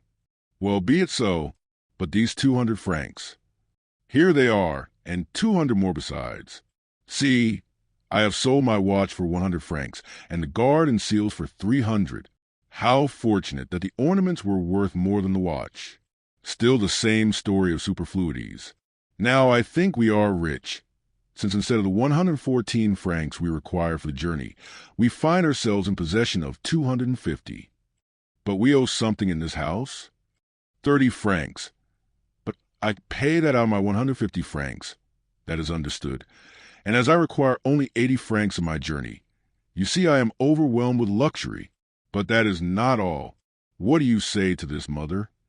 And Albert took out a little pocketbook with golden clasps, a remnant of his old fancies, or perhaps a tender souvenir from one of the mysterious and veiled ladies who used to knock at his little door. Albert took out of his pocketbook a note of 1,000 francs. "What is this?" asked Mercédès. 1,000 francs. "But whence have you obtained them? Listen to me, mother, and do not yield too much to agitation." And Albert, rising, kissed his mother on both cheeks, then stood looking at her. "You cannot imagine, mother, how beautiful I think you," said the young man, impressed with profound feeling of filial love. "You are, indeed, the most beautiful and most noble woman I ever saw." "Dear child," said Mercédès, endeavoring in vain to restrain a tear which glistened in the corner of her eye. "Indeed, you only want a misfortune to change my love for you to admiration. I am not unhappy while I possess my son." "Ah, just so," said Albert. "Here begins the trial. Do you know the decision we have come to, mother?" "Have we come to any?" "Yes. It is decided that you are to live at Marseilles, and that I am to leave for Africa, where I will earn for myself the right to use the name I now bear, instead of the one I have thrown aside." Mercédès sighed. "Well, mother, I yesterday engaged myself as substitute in the spies. 25, added the young man, lowering his eyes with a certain feeling of shame, for even he was unconscious of sublimity of his self-abasement. "I thought my body was my own, and that I might sell it. I yesterday took the place of another. I sold myself for more than I thought I was worth," he added, attempting to smile. "I fetched 2,000 francs. "Then these 1,000 francs," said Mercédès, shuddering, "are the half of the sum, mother. The other will be paid in a year." Mercedes raised her eyes to heaven with an expression it would be impossible to describe, and tears, which had hitherto been restrained, now yielded to her emotion and ran down her cheeks. "The price of his blood," she murmured. "Yes, if I am killed," said Albert, laughing. "But I assure you, mother, I have a strong intention of defending my person, and I never felt half so strong an inclination to live as I do now." "Merciful heavens! Besides, mother, why should you make up your mind that I am to be killed? Has Lamoricier, that knave of the South, been killed? Has Chaingarnier been killed? Has Beto been killed? Has Morel, whom we know, been killed? Think of your joy, mother, when you see me return with an embroidered uniform. I declare I expect to look magnificent in it, and chose that regiment only from vanity." Mercedes sighed while endeavoring to smile. The devoted mother felt that she ought not to allow the whole weight of the sacrifice to fall upon her son. "Well, now you understand, mother," continued Albert. "Here are more than 4,000 francs settled on you. Upon these you can live at least 2 years." "Do you think so?" said Mercedes. These words were uttered in so mournful a tone that their real meaning did not escape Albert. He felt his heart beat, and taking his mother's hand with his own, he said tenderly, "Yes, you will live." "I shall live." "Then you will not leave me, Albert?" "Mother, I must go," said Albert in a firm, calm voice. "You love me too well to wish me to remain useless and idle with you. Besides, I have signed. 50145 M. You will obey your own wish and the will of heaven." "Not my own wish, mother, but reason, necessity. Are we not two despairing creatures? What is life to you? Nothing. What is life to me? Very little without you, mother. For believe me, but for you I should have ceased to live on the day I doubted my father and renounced his name. Well, I will live, if you promise me still to hope, and if you grant me the care of your future prospects, you will redouble my strength. Then I will go to the governor of Algeria. He has a royal heart, and is essentially a soldier. I will tell him my gloomy story. I will beg him to turn his eyes now and then toward me. And if he keep his word and interest himself for me, in 6 months I shall be an officer or dead. If I am an officer, your fortune is certain, for I shall have money enough for both, and moreover, a name we shall both be proud of, since it will be our own. If I am killed, well then, mother, you can also die, and there will be an end of our misfortunes." "It is well," replied Mercedes with her eloquent glance. "You are right, my love. Let us prove to those who are watching our actions that we are worthy of compassion." "But let us not yield to gloomy apprehensions," said the young man. "I assure you we are, or rather we shall be, very happy. You are a woman at once full of spirit and resignation. I have become simple in my tastes, and am without passion, I hope. Once in service, I shall be rich. Once in M. Dantès' house, you will be at rest. Let us strive, I beseech you, let us strive to be cheerful. Yes, let us strive, for you ought to live, and to be happy, Albert." "And so our division is made, mother," said the young man, affecting ease of mind. "We can now part. Come, I shall engage your passage. And you, my dear boy?" "I shall stay here for a few days longer. We must accustom ourselves to parting. I want recommendations and some information relative to Africa. I will join you again at Marseilles." "Well, be it so. Let us part," said Mercedes, folding around her shoulders the only shawl she had taken away, and which accidentally happened to be of valuable black cashmere. Albert gathered up his papers hastily, rang the bell to pay the 30 francs he owed to the landlord, and offer his arm to his mother. They descended the stairs. Someone was walking down before them, and this person, hearing the rustling of a silk dress, turned around. "Debray," muttered Albert. "You, Morcerf?" replied the secretary, resting on the stairs. Curiosity had vanquished the desire of preserving his incognito, and he was recognized. It was indeed strange in this unknown spot to find a young man whose misfortunes had made so much noise in Paris.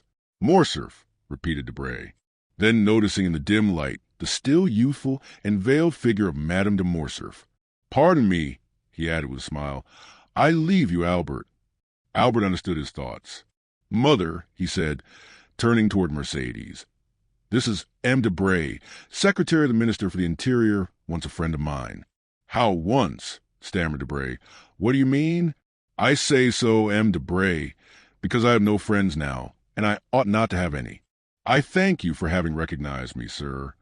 Debray stepped forward and cordially pressed the hand of his interlocutor.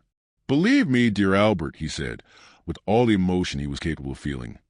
"Believe me, I feel deeply for your misfortunes, and if in any way I can serve you, I am yours." "Thank you, sir," said Albert, smiling. "In the midst of our misfortunes, we are still rich enough not to require assistance from anyone. We are leaving Paris, and when our journey is paid, we shall have 5,000 francs left." The blood mounted to the temples of Debray, who held $1,000,000 in his pocketbook, and unimaginative as he was, he could not help reflecting that the same house had contained 2 women, one of whom, justly dishonored, had left it poor with 1,500,000 francs under her cloak, while the other, unjustly stricken, but sublime in her misfortune, was yet rich with a few deniers. This parallel disturbed his usual politeness. The philosophy he witnessed appalled him. He muttered a few words of general civility and ran downstairs. That day the minister's clerks and subordinates had a great deal to put up with from his ill humor. But that same night he found himself the possessor of a fine house, situated on the Boulevard de la Madeleine, and an income of 50,000 livres. The next day, just as Debray was signing the deed, that is about 5 o'clock in the afternoon, Madame de Morcerf, after having affectionately embraced her son, entered the coupe of the diligence, which closed upon her. A man was hidden in Laffitte's banking house, behind one of the little arched windows which are placed above each desk. He saw Mercedes enter the diligence, and he also saw Albert withdraw. Then he passed his hand across his forehead, which was clouded with doubt. "Alas," he exclaimed, "how can I restore the happiness I have taken away from these poor innocent creatures? God help me." Chapter 107. The Lion's Den, one division of law force, in which the most dangerous and desperate prisoners are confined, is called the Court of St. Bernard. The prisoners, in their expressive language, have named it the Lion's Den, probably because the captives possess teeth which frequently gnaw the bars, and sometimes the keepers also. It is a prison within a prison. The walls are double the thickness of the rest. The gratings are every day carefully examined by jailers, whose Herculean proportions and cold, pitiless expression prove them to have been chosen to reign over their subjects for their superior activity and intelligence. The courtyard of this quarter is enclosed by enormous walls, over which the sun glances obliquely when it deigns to penetrate into this gulf of moral and physical deformity. On this paved yard are to be seen, pacing to and fro from morning till night, pale, careworn, and haggard, like so many shadows, the men whom justice holds beneath the steel she is sharpening. There, crouched against the side of the wall which attracts and retains the most heat, they may be seen sometimes talking to one another, but more frequently alone, watching the door, which sometimes opens to call forth one from the gloomy assemblage, or to throw in another outcast from society. The Court of St. Bernard has its own particular apartment for the reception of guests. It is a long rectangle, divided by 2 upright gratings placed at a distance of 3 feet from one another to prevent a visitor from shaking hands with or passing anything to the prisoners. It is a wretched, damp, nay, even horrible spot, more especially when we consider the agonizing conferences which have taken place between those iron bars. And yet, frightful though this spot may be, it is looked upon as a kind of paradise by the men whose days are numbered. It is so rare for them to leave the Lion's Den for any other place than the Barrier St. Jacques, the galleys, or solitary confinement. In the court which we have attempted to describe, and from which a damp vapor was rising, a young man with his hands in his pockets, who had excited much curiosity among the inhabitants of the den, might be seen walking. The cut of his clothes would have made him pass for an elegant man, if those clothes had not been torn to shreds. Still they did not show signs of wear, and the fine cloth, beneath the careful hands of the prisoner, soon recovered its gloss and parts which were still perfect, for the wearer tried his best to make assume the appearance of a new coat. He bestowed the same attention upon the cambric front of his shirt, which had considerably changed in color since his entrance into the prison, and he polished his varnished boots with the corner of a handkerchief embroidered with initials surmounted by a coronet. Some of the inmates of the Lion's Den were watching the operations of the prisoner's toilet with considerable interest. "See, the prince is pluming himself," said one of the thieves. "He's a fine-looking fellow," said another. "If he had only a comb and hair grease, he'd take the shine off the gentleman in white kids. His coat looks nearly new, and his boots are brilliant. It is pleasant to have such well-dressed brethren, and those gendarmes behave shamefully. What jealousy, to tear such clothes. He looks like a big bug," said another. "Dresses in fine style. And then to be here so young. Oh, what larks!" Meanwhile, the object of this hideous admiration approached the wicket, against which one of the keepers was leaning. "Come, sir," he said, "lend me 20 francs. You will soon be paid. You run no risks with me.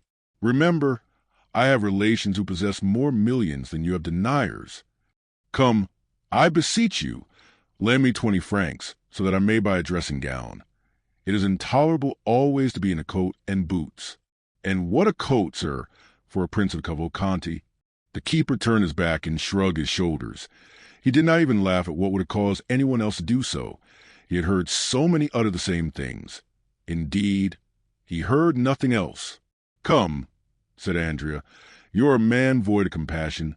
I'll have you turned out." This made the keeper turn around, and he burst into a loud laugh. The prisoners then approached and formed a circle. "I tell you that with that wretched sum," continued Andrea, "I could obtain a coat, and a room in which to receive the illustrious visitor I am daily expecting." Of course," said the prisoners. "Anyone can see he's a gentleman." "Well, then, lend him the 20 francs, said the keeper, leaning on the other shoulder. "Surely you will not refuse a comrade." 50151M. "I am no comrade of these people," said the young man proudly. "You have no right to insult me thus." The thieves looked at one another with low murmurs, and a storm gathered over the head of the aristocratic prisoner, raised less by his own words than by the manner of the keeper. The latter, sure of quelling the tempest when the waves became too violent, allowed them to rise to a certain pitch that he might be revenged on the importunate Andrea, and besides it would afford him some recreation during the long day. The thieves had already approached Andrea, some screaming, "La savate, la savate." 26. A cruel operation, which consists in cuffing a comrade who may have fallen into disgrace, not with an old shoe, but with an iron-heeled one. Others propose the angle, another kind of recreation, in which a handkerchief is filled with sand, pebbles, and 2-sou pieces, when they have them, which the wretches beat like a flail over the head and shoulders of the unhappy sufferer. "Let us horsewhip the fine gentleman," said others. But Andrea, turning towards them, winked his eyes, rolled his tongue around his cheeks, and smacked his lips in a manner equivalent to 100 words among the bandits when forced to be silent. It was a Masonic sign Catharus had taught him. He was immediately recognized as one of them. The handkerchief was thrown down, and the iron-heeled shoe replaced on the foot of the wretch to whom it belonged. Some voices were heard to say that the gentleman was right, that he intended to be civil in his way, and that they would set the example of liberty of conscience, and the mob retired. The keeper was so stupefied at this scene that he took Andrea by the hands and began examining his person, attributing the sudden submission of the inmates of the lion's den to something more substantial than mere fascination. Andrea made no resistance, although he protested against it. Suddenly a voice was heard at the wicket. "Benedetto!" exclaimed an inspector. The keeper relaxed his hold. "I am called," said Andrea. "To the visitor's room," said the same voice. "You see someone pays me a visit." "Ah, my dear sir, you will see whether a Cavalcanti is to be treated like a common person." And Andrea, gliding through the court like a black shadow, rushed out through the wicket, leaving his comrades, and even the keeper, lost in wonder. Certainly a call to the visitor's room had scarcely astonished Andrea less than themselves, for the wily youth, instead of making use of his privilege of waiting to be claimed on his entry into law force, had maintained a rigid silence. 50153M. "Everything," he said, "proves me to be under protection of some powerful person. This sudden fortune, the facility with which I have overcome all obstacles, an unexpected family, and an illustrious name awarded to me, gold showered down upon me, and the most splendid alliances about to be entered into. An unhappy lapse of fortune and the absence of my protector have cast me down, certainly, but not forever. The hand which has retreated for a while will be again stretched forth to save me at the very moment when I shall think myself sinking into the abyss. Why should I risk an imprudent step? It might alienate my protector. He has two means of extricating me from this dilemma, the one by a mysterious escape, managed through bribery, the other by buying off my judges with gold. I will say and do nothing until I am convinced that he has quite abandoned me, and then... Andrea had formed a plan which was tolerably clever. The unfortunate youth was intrepid in the attack, and rude in defense. He had borne with the public prison, and with privations of all sorts. Still, by degrees nature, or rather custom, had prevailed, and he suffered from being naked, dirty, and hungry. It was at this moment of discomfort that the inspector's voice called him to the visiting room. Andrea felt his heart leap with joy. It was too soon for a visit from the examining magistrate, and too late for one from the director of prison or the doctor. It must, then, be the visitor he hoped for.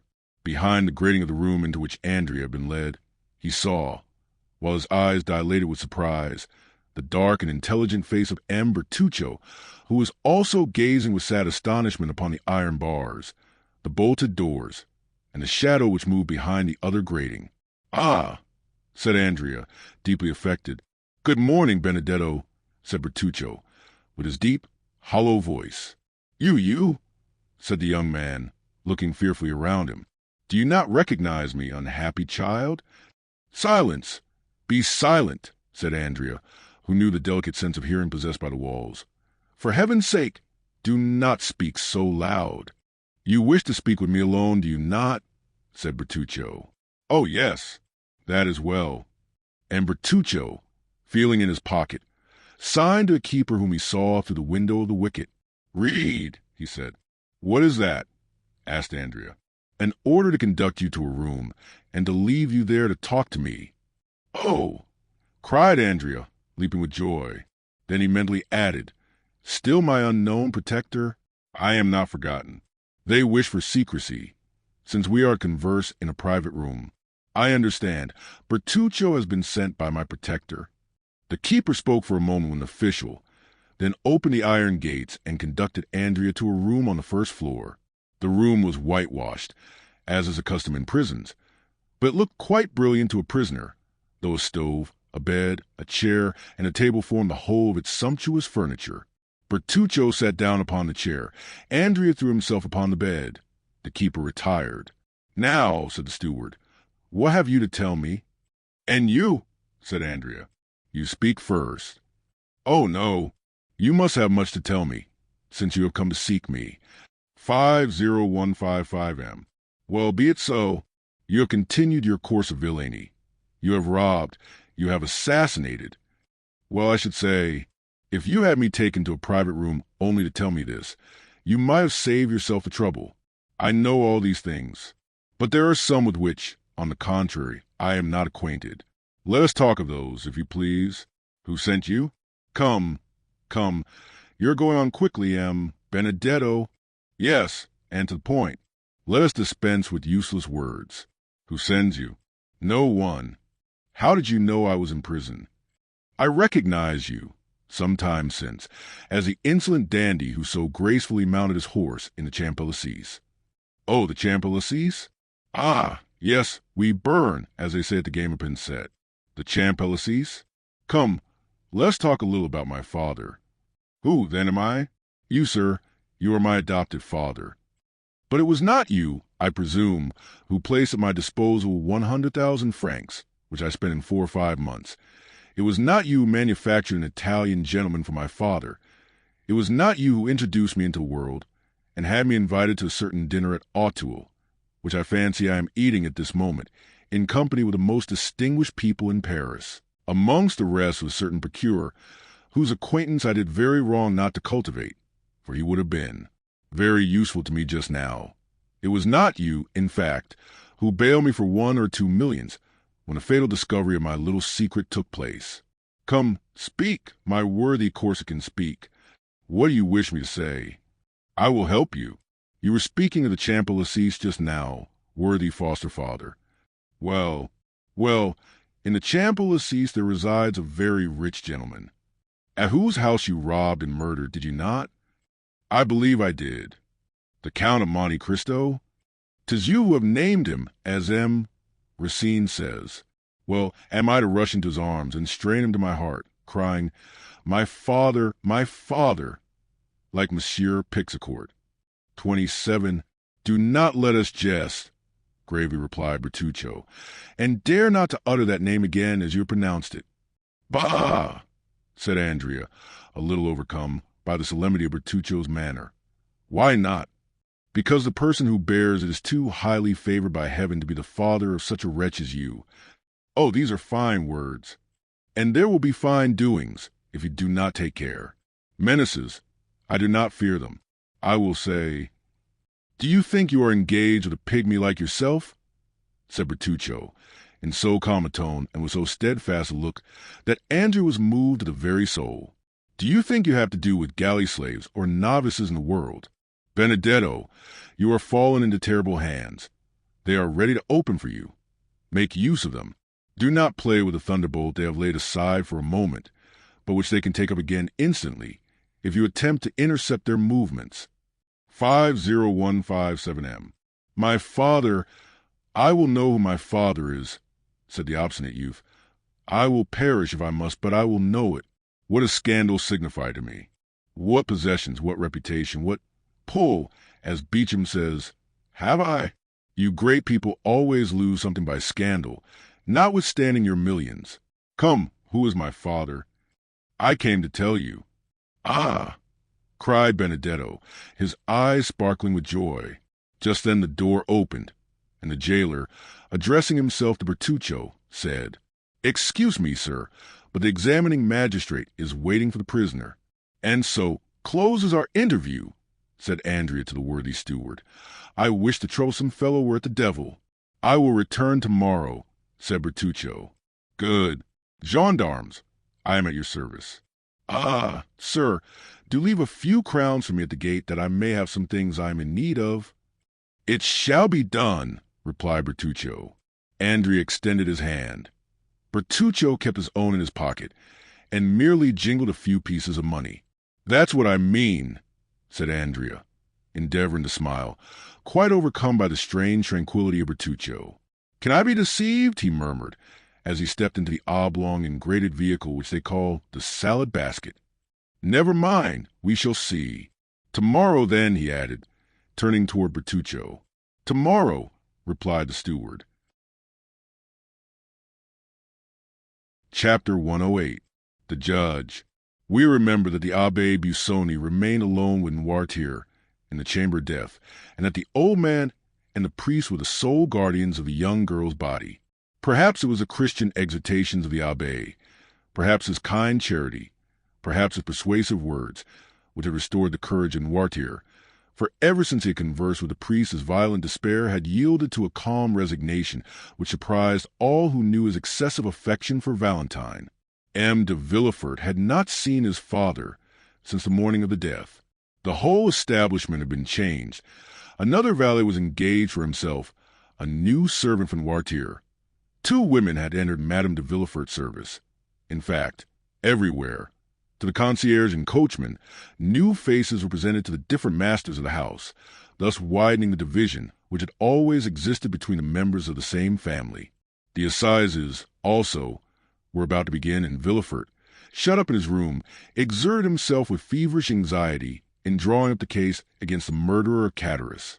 This affair, like all those in which the Count of Monte Cristo had interfered, caused a great sensation in Paris. The proofs were certainly not convincing, since they rested upon a few words written by an escaped galley slave on his deathbed, and who might have been actuated by hatred or revenge in accusing his companion. But the mind of the procurer was made up. He felt assured that Benedetto was guilty, and he hoped by his skill in conducting this aggravated case to flatter his self-love, which was about the only vulnerable point left in his frozen heart.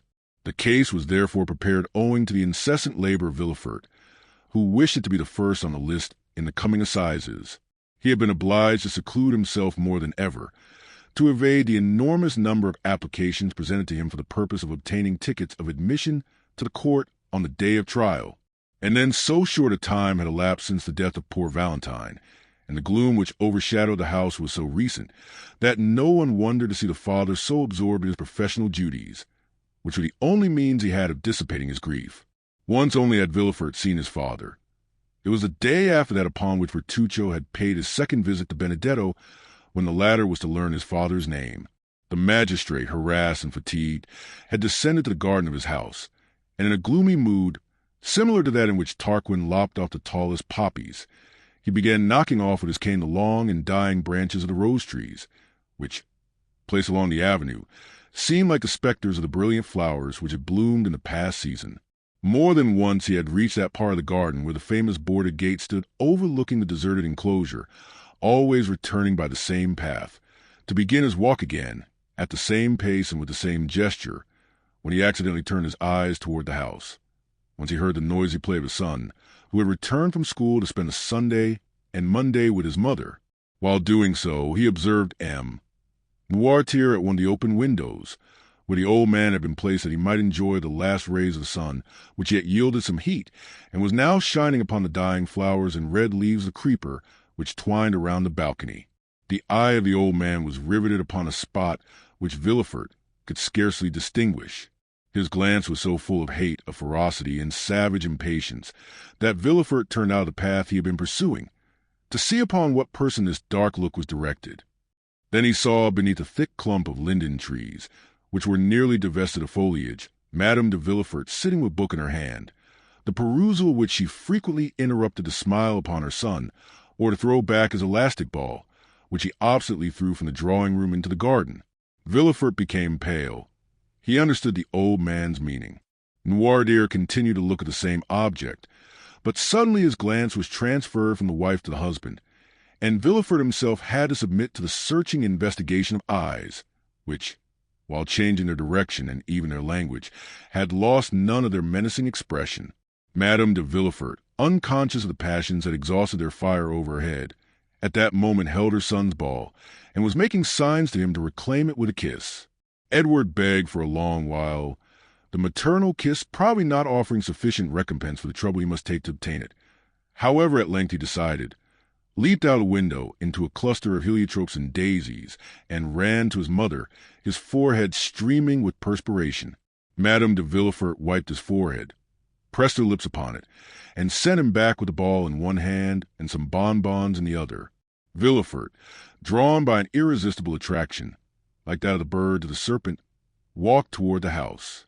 As he approached it, Noirtier's gaze followed him, and his eyes appeared of such a fiery brightness that Villefort felt them pierce to the depths of his heart. In that earnest look might be read a deep reproach, as well as a terrible menace. Then Noirtier raised his eyes to heaven, as though to remind his son of a forgotten oath. "It is well, sir," replied Villefort from below. "It is well. Have patience but one day longer. What I have said I will do."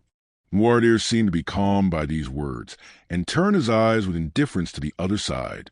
Villefort violently unbuttoned his greatcoat, which seemed to strangle him, and passing his livid hand across his forehead, entered his study. The night was cold and still. The family had all retired to rest but Villefort, who alone remained up and worked till 5 o'clock in the morning, reviewing the last interrogatories made the night before by the examining magistrates, compiling the depositions of the witnesses, and putting the finishing stroke to the deed of accusation, which was one of the most energetic and best conceived of any he had yet delivered. The next day, Monday, was the first sitting of the assizes. The morning dawned dull and gloomy, and Villefort saw the dim gray light shine upon the lines he had traced in red ink. The magistrate had slept for a short time while the lamp sent forth its final struggles. Its flickerings awoke him, and he found his fingers as damp and purple as though they had been dipped in blood. He opened the window. A bright yellow streak crossed the sky, and seemed to divide in half the poplars, which stood out in black relief on the horizon. In the clover fields beyond the chestnut trees, a lark was mounting up to heaven, while pouring out her clear morning song. The damps of the dew bathed the head of Villefort, and refreshed his memory. "Today," he said with an effort, "today the man who holds the blade of justice must strike wherever there is guilt." Involuntarily his eyes wandered towards the window of Noirtier's room, where he had seen him the preceding night. The curtain was drawn, and yet the image of his father was so vivid to his mind that he addressed the closed window as though it had been open, and as if through the opening he beheld the menacing old man. "Yes," he murmured, "yes, be satisfied." His head dropped upon his chest, and in this position he paced his study. Then he threw himself, dressed as he was, upon a sofa, less to sleep than to rest his limbs, cramped with cold and study. By degrees everyone awoke. Villefort, from his study, heard the successive noises which accompany the life of a house, the opening and shutting of doors, the ringing of Madame de Villefort's bell, to summon the waiting maid, mingle with the first shouts of the child, who rose full of the enjoyment of his age. Villefort also rang. His new valet brought him the papers, and with them a cup of chocolate. "What are you bringing me?" said he. "A cup of chocolate. I did not ask for it. Who has paid me this attention?" "My mistress, sir. She said you would have to speak a great deal in the murder case, and that you should take some and keep up your strength." And the valet placed a cup on the table nearest to the sofa, which was, like all the rest, covered with papers. The valet then left the room. Villefort looked for an instant with a gloomy expression. Then, suddenly, taking it up with a nervous motion, he swallowed its contents at one draught. It might have been thought that he hoped the beverage would be mortal, and that he sought for death to deliver him from a duty which he would rather die than fulfill. He then rose, and paced his room with a smile it would have been terrible to witness. The chocolate was inoffensive, for M. de Villefort felt no effects. The breakfast hour arrived, but M. de Villefort was not at table. The valet re-entered. "Madame de Villefort wishes to remind you, sir," he said, "that 11 o'clock is just struck, and that the trial commences at 12. "Well," said Villefort, "what then?" "Madame de Villefort is dressed. She is quite ready, and wishes to know if she is to accompany you, sir." "Where to?" "To the Palais." "What to do?" "My mistress wishes much to be present at the trial." "Ah!" said Villefort, with a startling accent. "Does she wish that?" The servant drew back and said, "If you wish to go alone, sir, I will go and tell my mistress." Villefort remained silent for a moment, and dented his pale cheeks with his nails. "Tell your mistress," he at length answered, "that I wish to speak to her, and I beg she will wait for me in her own room." "Yes, sir." "Then come to dress and shave me." "Directly, sir." The valet reappeared almost instantly, and, having shaved his master, assisted him to dress entirely in black. When he had finished, he said, "My mistress said she should expect you, sir, as soon as you have finished dressing. I am going to her." And Villefort, with his papers under his arm and hat in hand, directed his steps toward the apartment of his wife. At the door, he paused for a moment to wipe his damp, pale brow. He then entered the room. Madame de Villefort was sitting on an ottoman and impatiently turning over the leaves of some newspapers and pamphlets which young Edward, by way of amusing himself, was tear to pieces before his mother could finish reading them. She was dressed to go out. Her bonnet was placed beside her on a chair, and her gloves were on her hands. "Ah, here you are, monsieur," she said in her naturally calm voice. "But how pale you are! Have you been working all night? Why did you not come down to breakfast? Well, will you take me, or shall I take Edward?" Madame de Villefort had multiplied her questions in order to gain one answer, but at all her inquiries M. de Villefort remained mute and cold as a statue. "Edward," said Villefort, fixing an imperious glance on the child, "go and play in the drawing-room. My dear, I wish to speak to your mamma." Madame de Villefort shuddered at the sight of that cold countenance, that resolute tone, and the awfully strange preliminaries. Edward raised his head, looked at his mother, and then, finding that she did not confirm the order, began cutting off the heads of his leaden soldiers. "Edward," cried M. de Villefort, so harshly that the child started up from the floor, "do you hear me? Go!" The child, unaccustomed to such treatment, arose, pale and trembling. It would be difficult to say whether his emotion were caused by fear or passion. His father went up to him, took him in his arms, and kissed his forehead. "Go," he said, "go, my child." Edward ran out. M. de Villefort went to the door, which he closed behind the child, and bolted. "Dear me," said the young woman, endeavoring to read her husband's inmost thoughts, while a smile passed over her countenance, which froze the impassibility of Villefort. "What is the matter?" "Madam, where do you keep the poison you generally use?" said the magistrate, without any introduction, placing himself between his wife and the door. Madame de Villefort must have experienced something of the sensation of a bird which, looking up, seized a murderous trap closing over its head. A hoarse, broken tone, which was neither a cry nor a sigh, escaped from her, while she became deadly pale. "Monsieur," she said, I do not understand you." And, in her first paroxysm of terror, she had raised herself from the sofa. In the next, stronger very likely than the other, she fell down again on the cushions. "I asked you," continued Villefort, in a perfectly calm tone, "will you conceal the poison by the aid of which you have killed my father-in-law, M. de Saint Méran, my mother-in-law, Madame de Saint Méran Barrois, and my daughter Valentine?" "Ah, sir," exclaimed Madame de Villefort, clasping her hands, "what do you say?" "It is not for you to interrogate, but to answer." "Is it to the judge or to the husband?" stammered Madame de Villefort. To the judge, madam." It was terrible to behold the frightful pallor of that woman, the anguish of her look, the trembling of her whole frame. "Ah, sir," she muttered, "ah, sir, and this was all." "You do not answer, madam," exclaimed the terrible interrogator. Then he added, with a smile yet more terrible than his anger, "It is true, then you do not deny it." She moved forward. "And you cannot deny it," added Villefort, extending his hand toward her, as though to seize her in the name of justice. "You have accomplished these different crimes with impudent address, but which could only deceive those whose affections for you blinded them. Since the death of Madame de Saint Méran, I have known that a poisoner lived in my house. M. d'Avrigny warned me of it. After the death of Barrois, my suspicions were directed toward an angel, those suspicions which, even when there is no crime, are always alive in my heart. But after the death of Valentine, there has been no doubt in my mind, madam, and not only in mine, but in those of others. Thus your crime, known by two persons, suspected by many, will soon become public.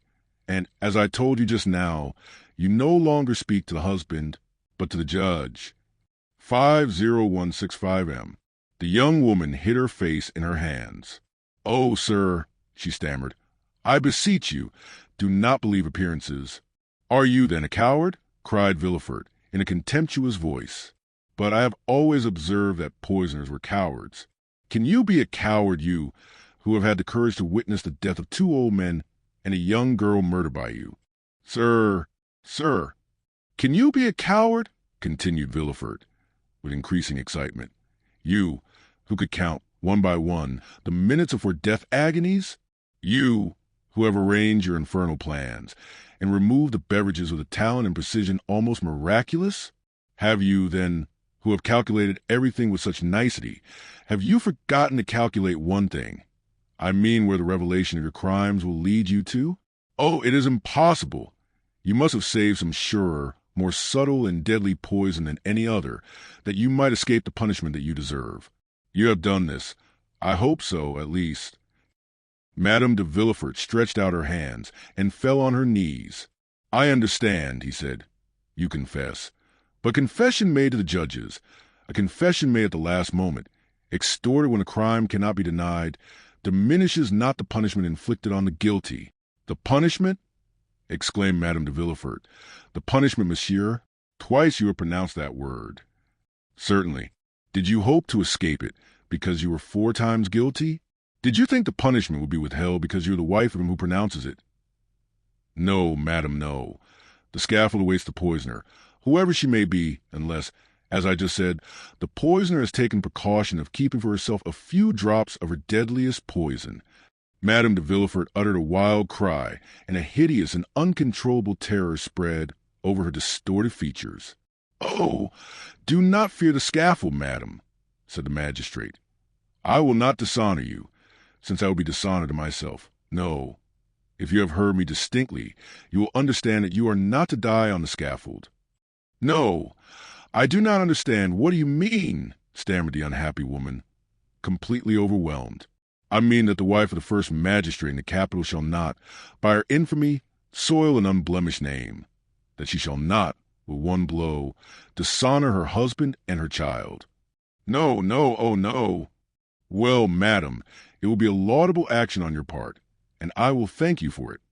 "You will thank me for what?" "For what you have just said." "What did I say?" "Oh, My brain whirls.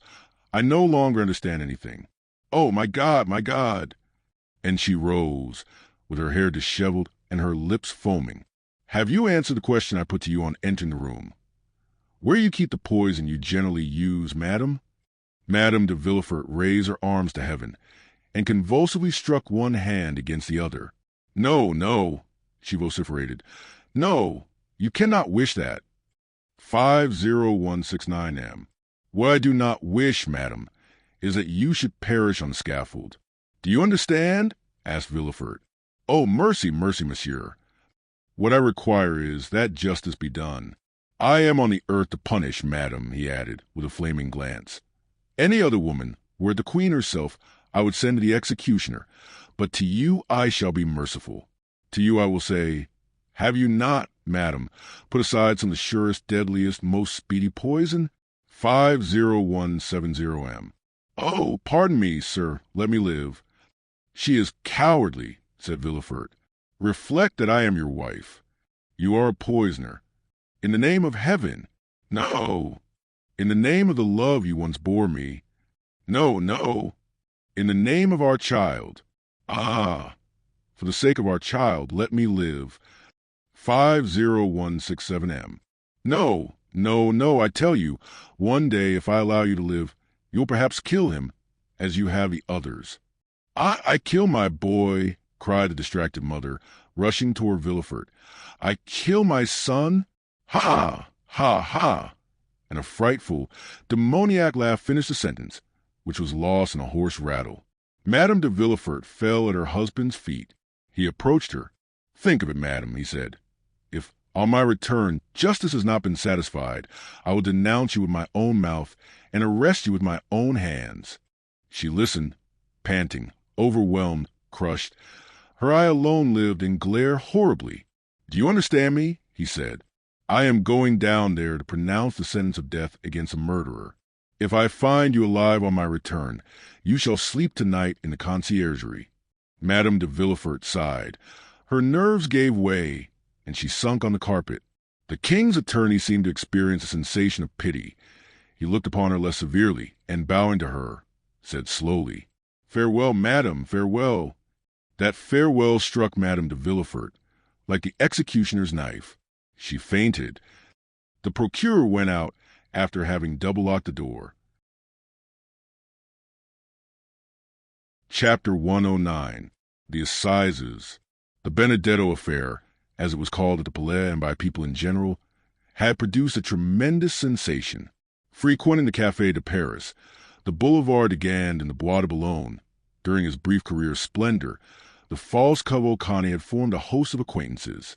The papers had related his various adventures, both as a man of fashion and a galley slave, and as everyone who had been personally acquainted with Prince Andrea Cavalcanti experienced a lively curiosity in his fate. They all determined to spare no trouble in endeavoring to witness the trial of M. Benedetto for the murder of his comrade in chains. In the eyes of many, Benedetto appeared, if not a victim to, at least an instance of, the fallibility of the law. M. Cavalcanti, his father, had been seen in Paris, and it was expected that he would reappear to claim the illustrious outcast. Many, also, who were not aware of the circumstances attending his withdrawal from Paris, were struck with the worthy appearance, the gentlemanly bearing and the knowledge of the world displayed by the old patrician, who certainly played the nobleman very well, so long as he said nothing, and made no arithmetical calculations. As for the accused himself, many remembered him as being so amiable, so handsome, and so liberal, that they chose to think him a victim of some conspiracy, since in this world large fortunes frequently excite the malevolence and jealousy of some unknown enemy. Everyone, therefore, ran to the court, some to witness the sight, others to comment upon it. From 7 o'clock in the morning a crowd was stationed at the iron gates, and an hour before the trial commenced the hall was full of the privileged. Before the entrance of the magistrates, and indeed frequently afterwards, a court of justice, on days when some special trial is to take place, resembles a drawing room where many persons recognize each other and converse if they can do so without losing their seats, or, if they are separated by too great a number of lawyers, communicate by signs.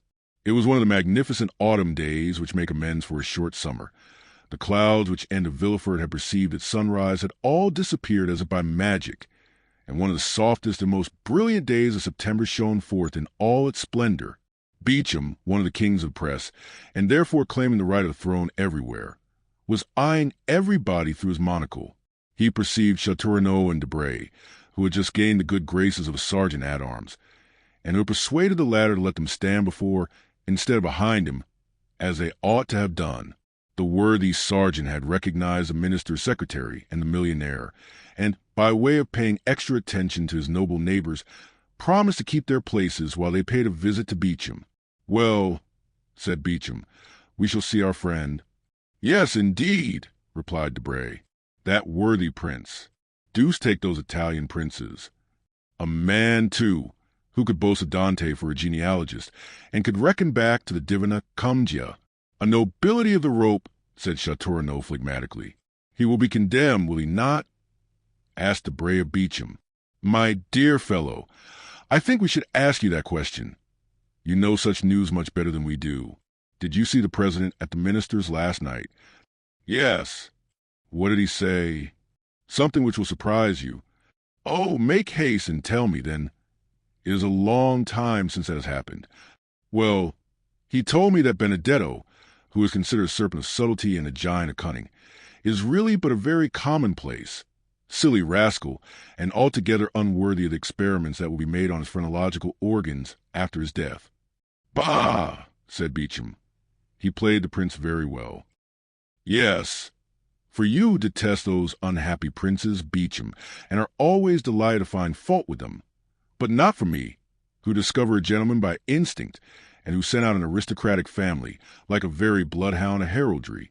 Then you never believed in the principality?" "Yes, in the principality, but not in the prince."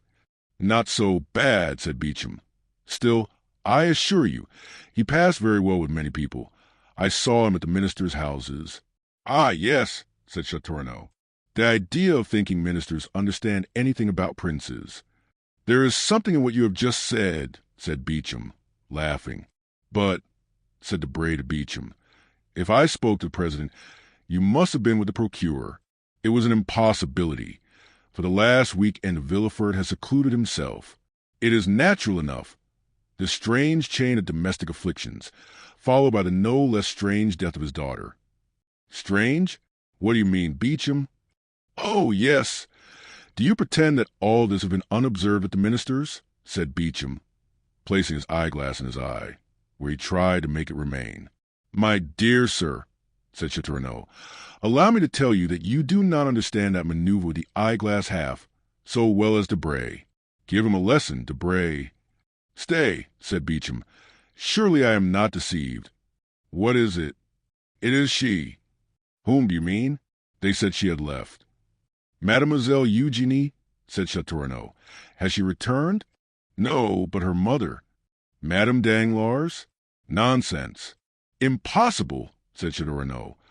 "Only 10 days after the flight of her daughter, and 3 days from the bankruptcy of her husband?" Debray colored slightly, and followed with his eyes the direction of Beauchamp's glance. "Come," he said, "it is only a veiled lady, some foreign princess, perhaps the mother of Cavalcanti. But you were just speaking on a very interesting topic, Beauchamp." "I?" "Yes. You were telling us about the extraordinary death of Valentine." "Ah!" "Yes, so I was. But how is it that Madame de Villefort is not here?" "Poor, dear woman," said Debray. "She is no doubt occupied in distilling balm for the hospitals, or making cosmetics for herself or friends. Do you know she spends 2,000 or 3,000 crowns a year in this amusement? But I wonder she is not here. I should have been pleased to see her, for I like her very much." "And I hate her," said Châteaurenaud. "Why?" "I do not know. Why do we love? Why do we hate? I detest her from antipathy, or rather by instinct." "Perhaps so. But to return to what you were saying, Beauchamp. Well, do you know why they die so multitudinously at Anne de Villefort's?" "Multitudinously is good," said Châteaurenaud. "My good fellow, you'll find the word in Saint Simon. But the thing itself is at Anne de Villefort's. But let's get back to the subject." "Talking of that," said Debray, Madame was making inquiries about that house, which for the last 3 months has been hung with black. Who is Madame? Asked Châteaurenaud. The minister's wife, pardieu. Oh, your pardon. I never visit ministers. I leave that to the princes.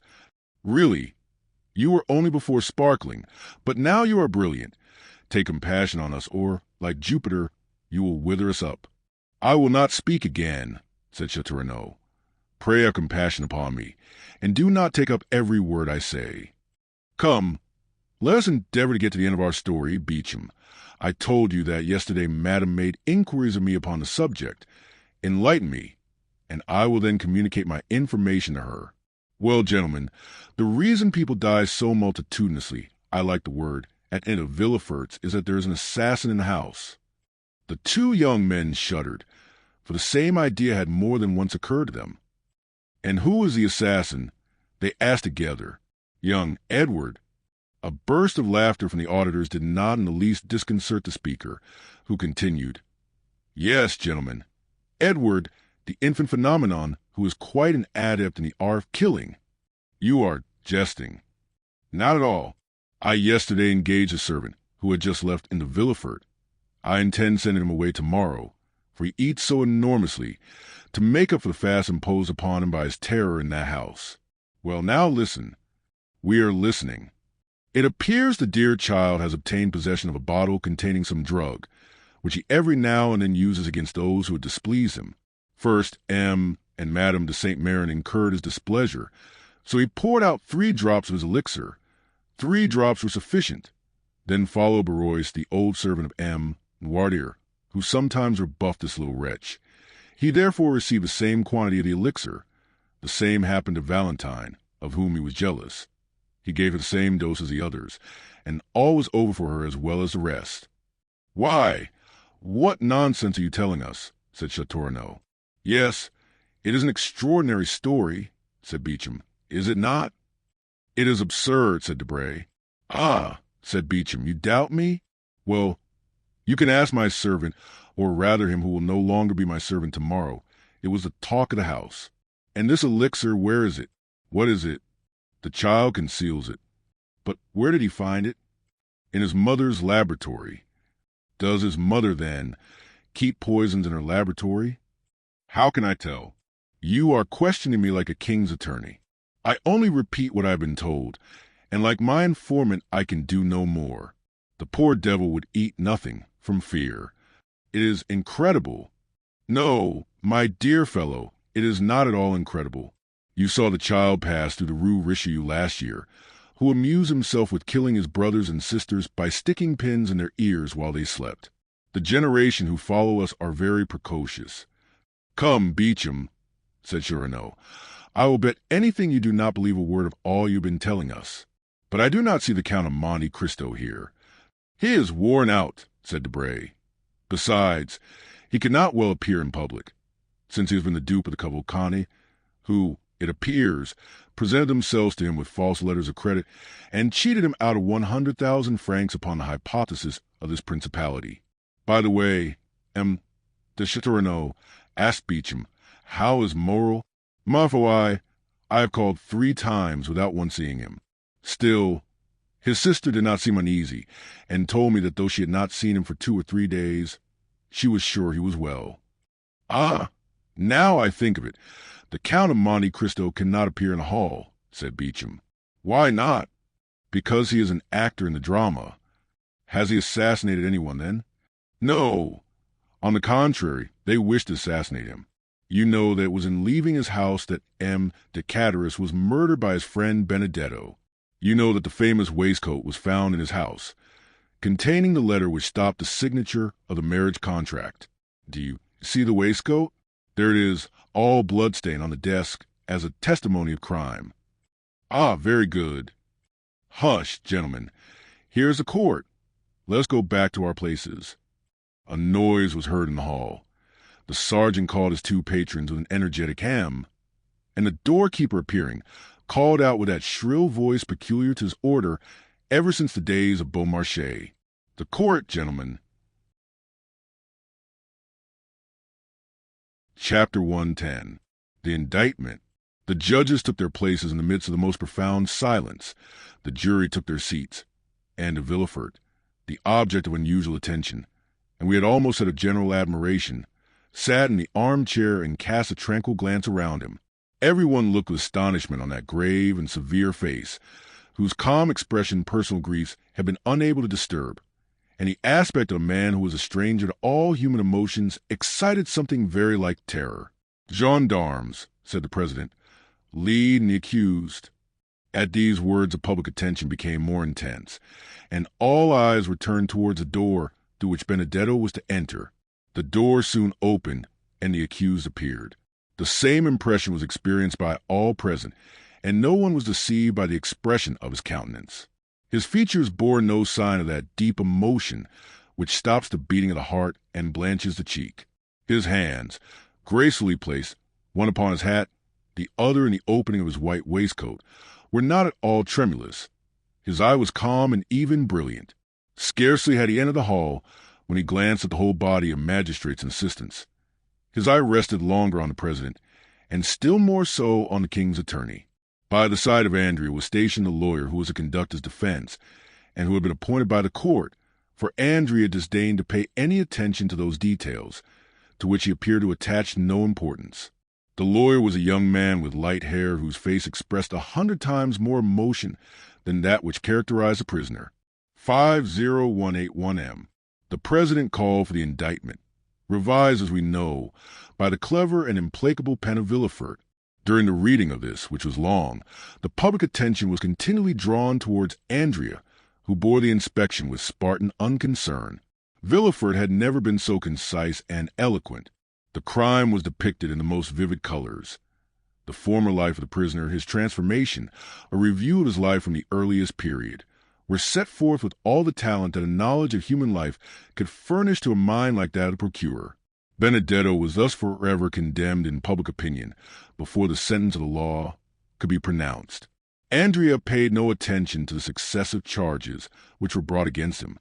M. de Villefort, who examined him attentively, and who no doubt practiced upon him all the psychological studies he was accustomed to use, in vain endeavored to make him lower his eyes, notwithstanding the depth and profundity of his gaze. At length the reading of the indictment was ended. "Accused," said the president, "your name and surname?" Andrea rose. "Excuse me, Mr. President," he said in a clear voice, "but I see you are going to adopt a course of questions to which I cannot follow you. I have an idea, which I will explain by and by, of making an exception to the usual form of accusation. Allow me, then, if you please, to answer in different order, or I will not do so at all."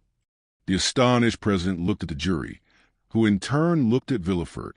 The whole assembly manifested great surprise, but Andrea appeared quite unmoved. "Your age," said the president.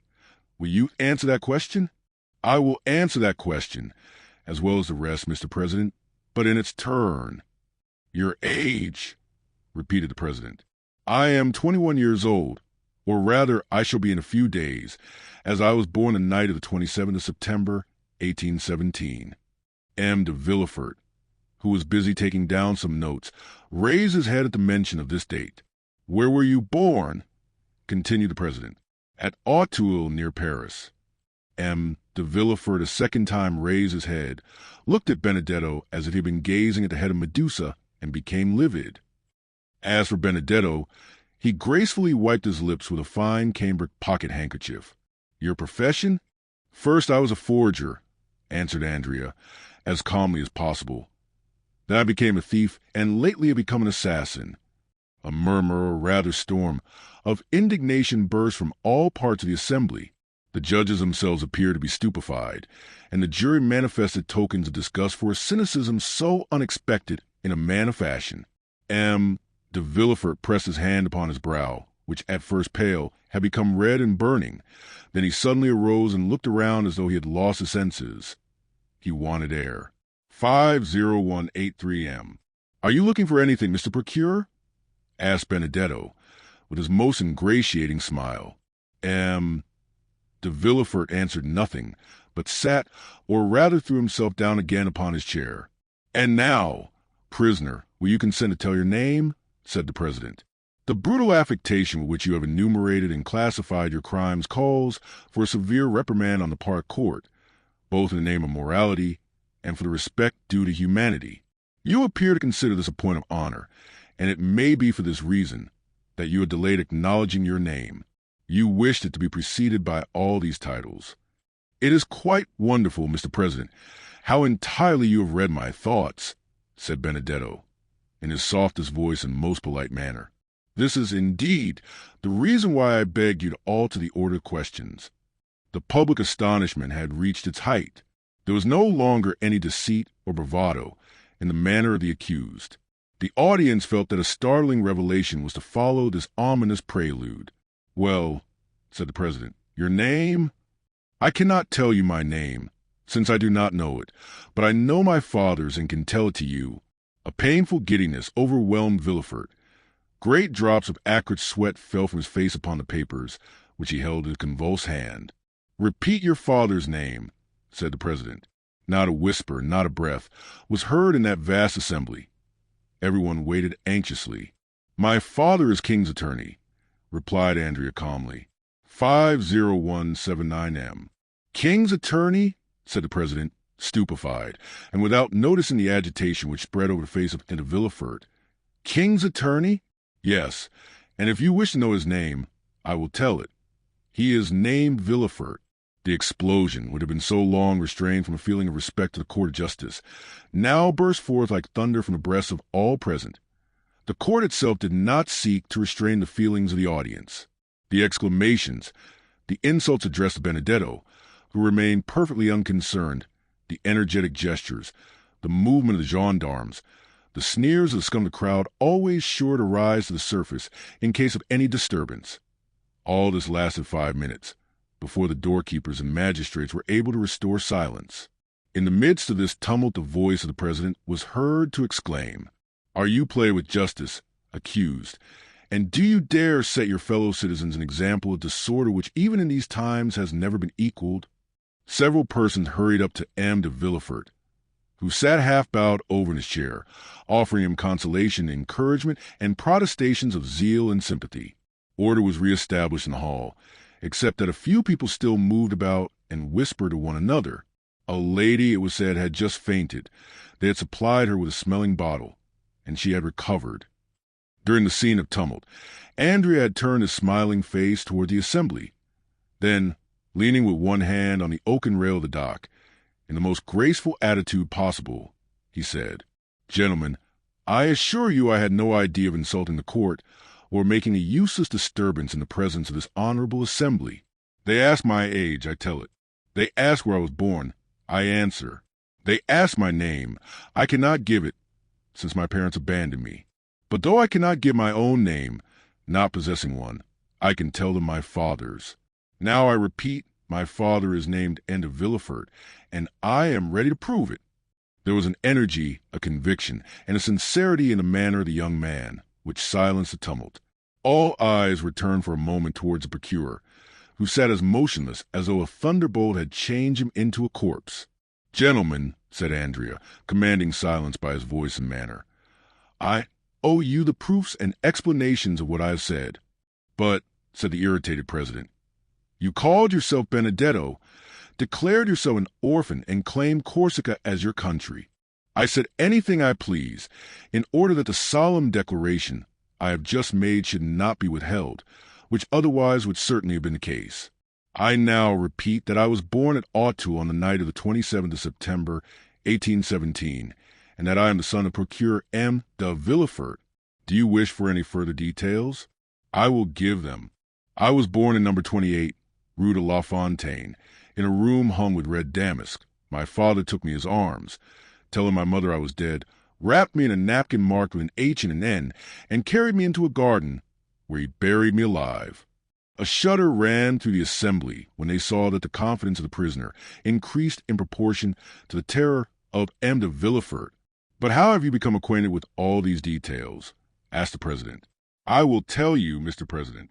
A man who had sworn vengeance against my father and had long watched his opportunity to kill him had introduced himself that night into the garden in which my father buried me. He was concealed in a thicket. He saw my father bury something in the ground and stab him. Then, thinking the deposit might contain some treasure, he turned up the ground and found me still living. The man carried me to the foundling asylum, where I was registered under the number 37. 3 months afterwards, a woman traveled from Royano to Paris to fetch me, and having claimed me as her son, carried me away. Thus, you see, though born in Paris, I was brought up in Corsica. There was a moment's silence, during which one could have fancied the hall empty. So profound was the stillness. "Proceed," said the president. "Certainly, I might have lived happily amongst those good people who adore me, but my perverse disposition prevailed over the virtues which my adopted mother endeavored to instill into my heart. I increased in wickedness till I committed crime. One day, when I cursed Providence for making me so wicked and ordaining me to such a fate, my adopted father said to me, 'Do not blaspheme, unhappy child. The crime is that of your father, not yours, of your father, who consigned you to hell if you died, and to misery if a miracle preserved you alive.' After that I ceased to blaspheme, but I cursed my father. That is why I have uttered the words for which you blame me. That is why I have filled this whole assembly with horror. If I have committed an additional crime, punish me. But if you allow that ever since the day of my birth my fate has been sad, bitter, and lamentable, then pity me." "But your mother?" asked the president. "My mother thought me dead. She is not guilty. I did not even wish to know her name, nor do I know it." Just then a piercing cry, ending in a sob, burst from the center of the crowd, who encircled the lady who before fainted, and who now fell into a violent fit of hysterics. She was carried out of the hall. The thick veil which concealed her face dropped off, and Madame Danglars was recognized. Notwithstanding his shattered nerves, the ringing sensation in his ears, and the madness which turned his brain, Villefort rose as he perceived her. The proofs, said the president. "Remember, this tissue of horrors must be supported by the clearest proofs." "The proofs?" said Benedetto, laughing. "Do you want proofs?" "Yes." "Well, then, look at the end of Villefort, and then ask me for proofs." Everyone turned towards the procureur, who, unable to bear the universal gaze now riveted on him alone, advanced staggering into the midst of the tribunal, with his hair disheveled and his face indented with the mark of his nails. The whole assembly uttered a long murmur of astonishment.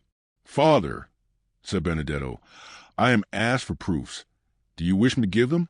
No, it is useless," stammered M. de Villefort in a hoarse voice. "No, it is useless." "How useless?" cried the president. "What do you mean?" "I mean that I feel impossible to struggle against this deadly weight which crushes me. Gentlemen, I know I am in the hands of an avenging God. We need no proofs. Everything relating to this young man is true." A dull, gloomy silence, like that which precedes some awful phenomenon of nature, pervaded the assembly, who shuddered in dismay. "What, M. de Villefort," cried the president, "do you yield to an hallucination? What, are you no longer in possession of your senses? This strange, unexpected, terrible accusation has disordered your reason. Come, recover." The procureur dropped his head.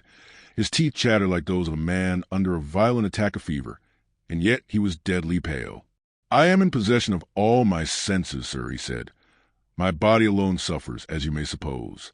I acknowledge myself guilty of all the young man has brought against me, and from this hour hold myself under the authority of the procureur, who will succeed me." And as he spoke these words with a hoarse, choking voice, he staggered towards the door, which was mechanically opened by a doorkeeper. The whole assembly were dumb with astonishment at the revelation and confession which had produced a catastrophe so different from that which had been expected during the last fortnight by the Parisian world. "Well," said Beauchamp, "let them now say that drama is unnatural." "My foi," said Châteaurenaud, "I would rather end my career like M. de Morcerf. A pistol shot seems quite delightful compared with this catastrophe." "And moreover, it kills," said Beauchamp. "And to think that I had an idea of marrying his daughter," said Debray. "She did well to die, poor girl." "The sitting is adjourned, gentlemen," said the president. "Fresh inquiries will be made, and the case will be tried next session by another magistrate." As for Andrea, who was calm and more interesting than ever, he left the hall, escorted by gendarmes, who involuntarily paid him some attention. "Well, "What do you think of this, my fine fellow?" asked Debray of the sergeant-at-arms, slipping a Lewis into his hand. "There will be extenuating circumstances," he replied,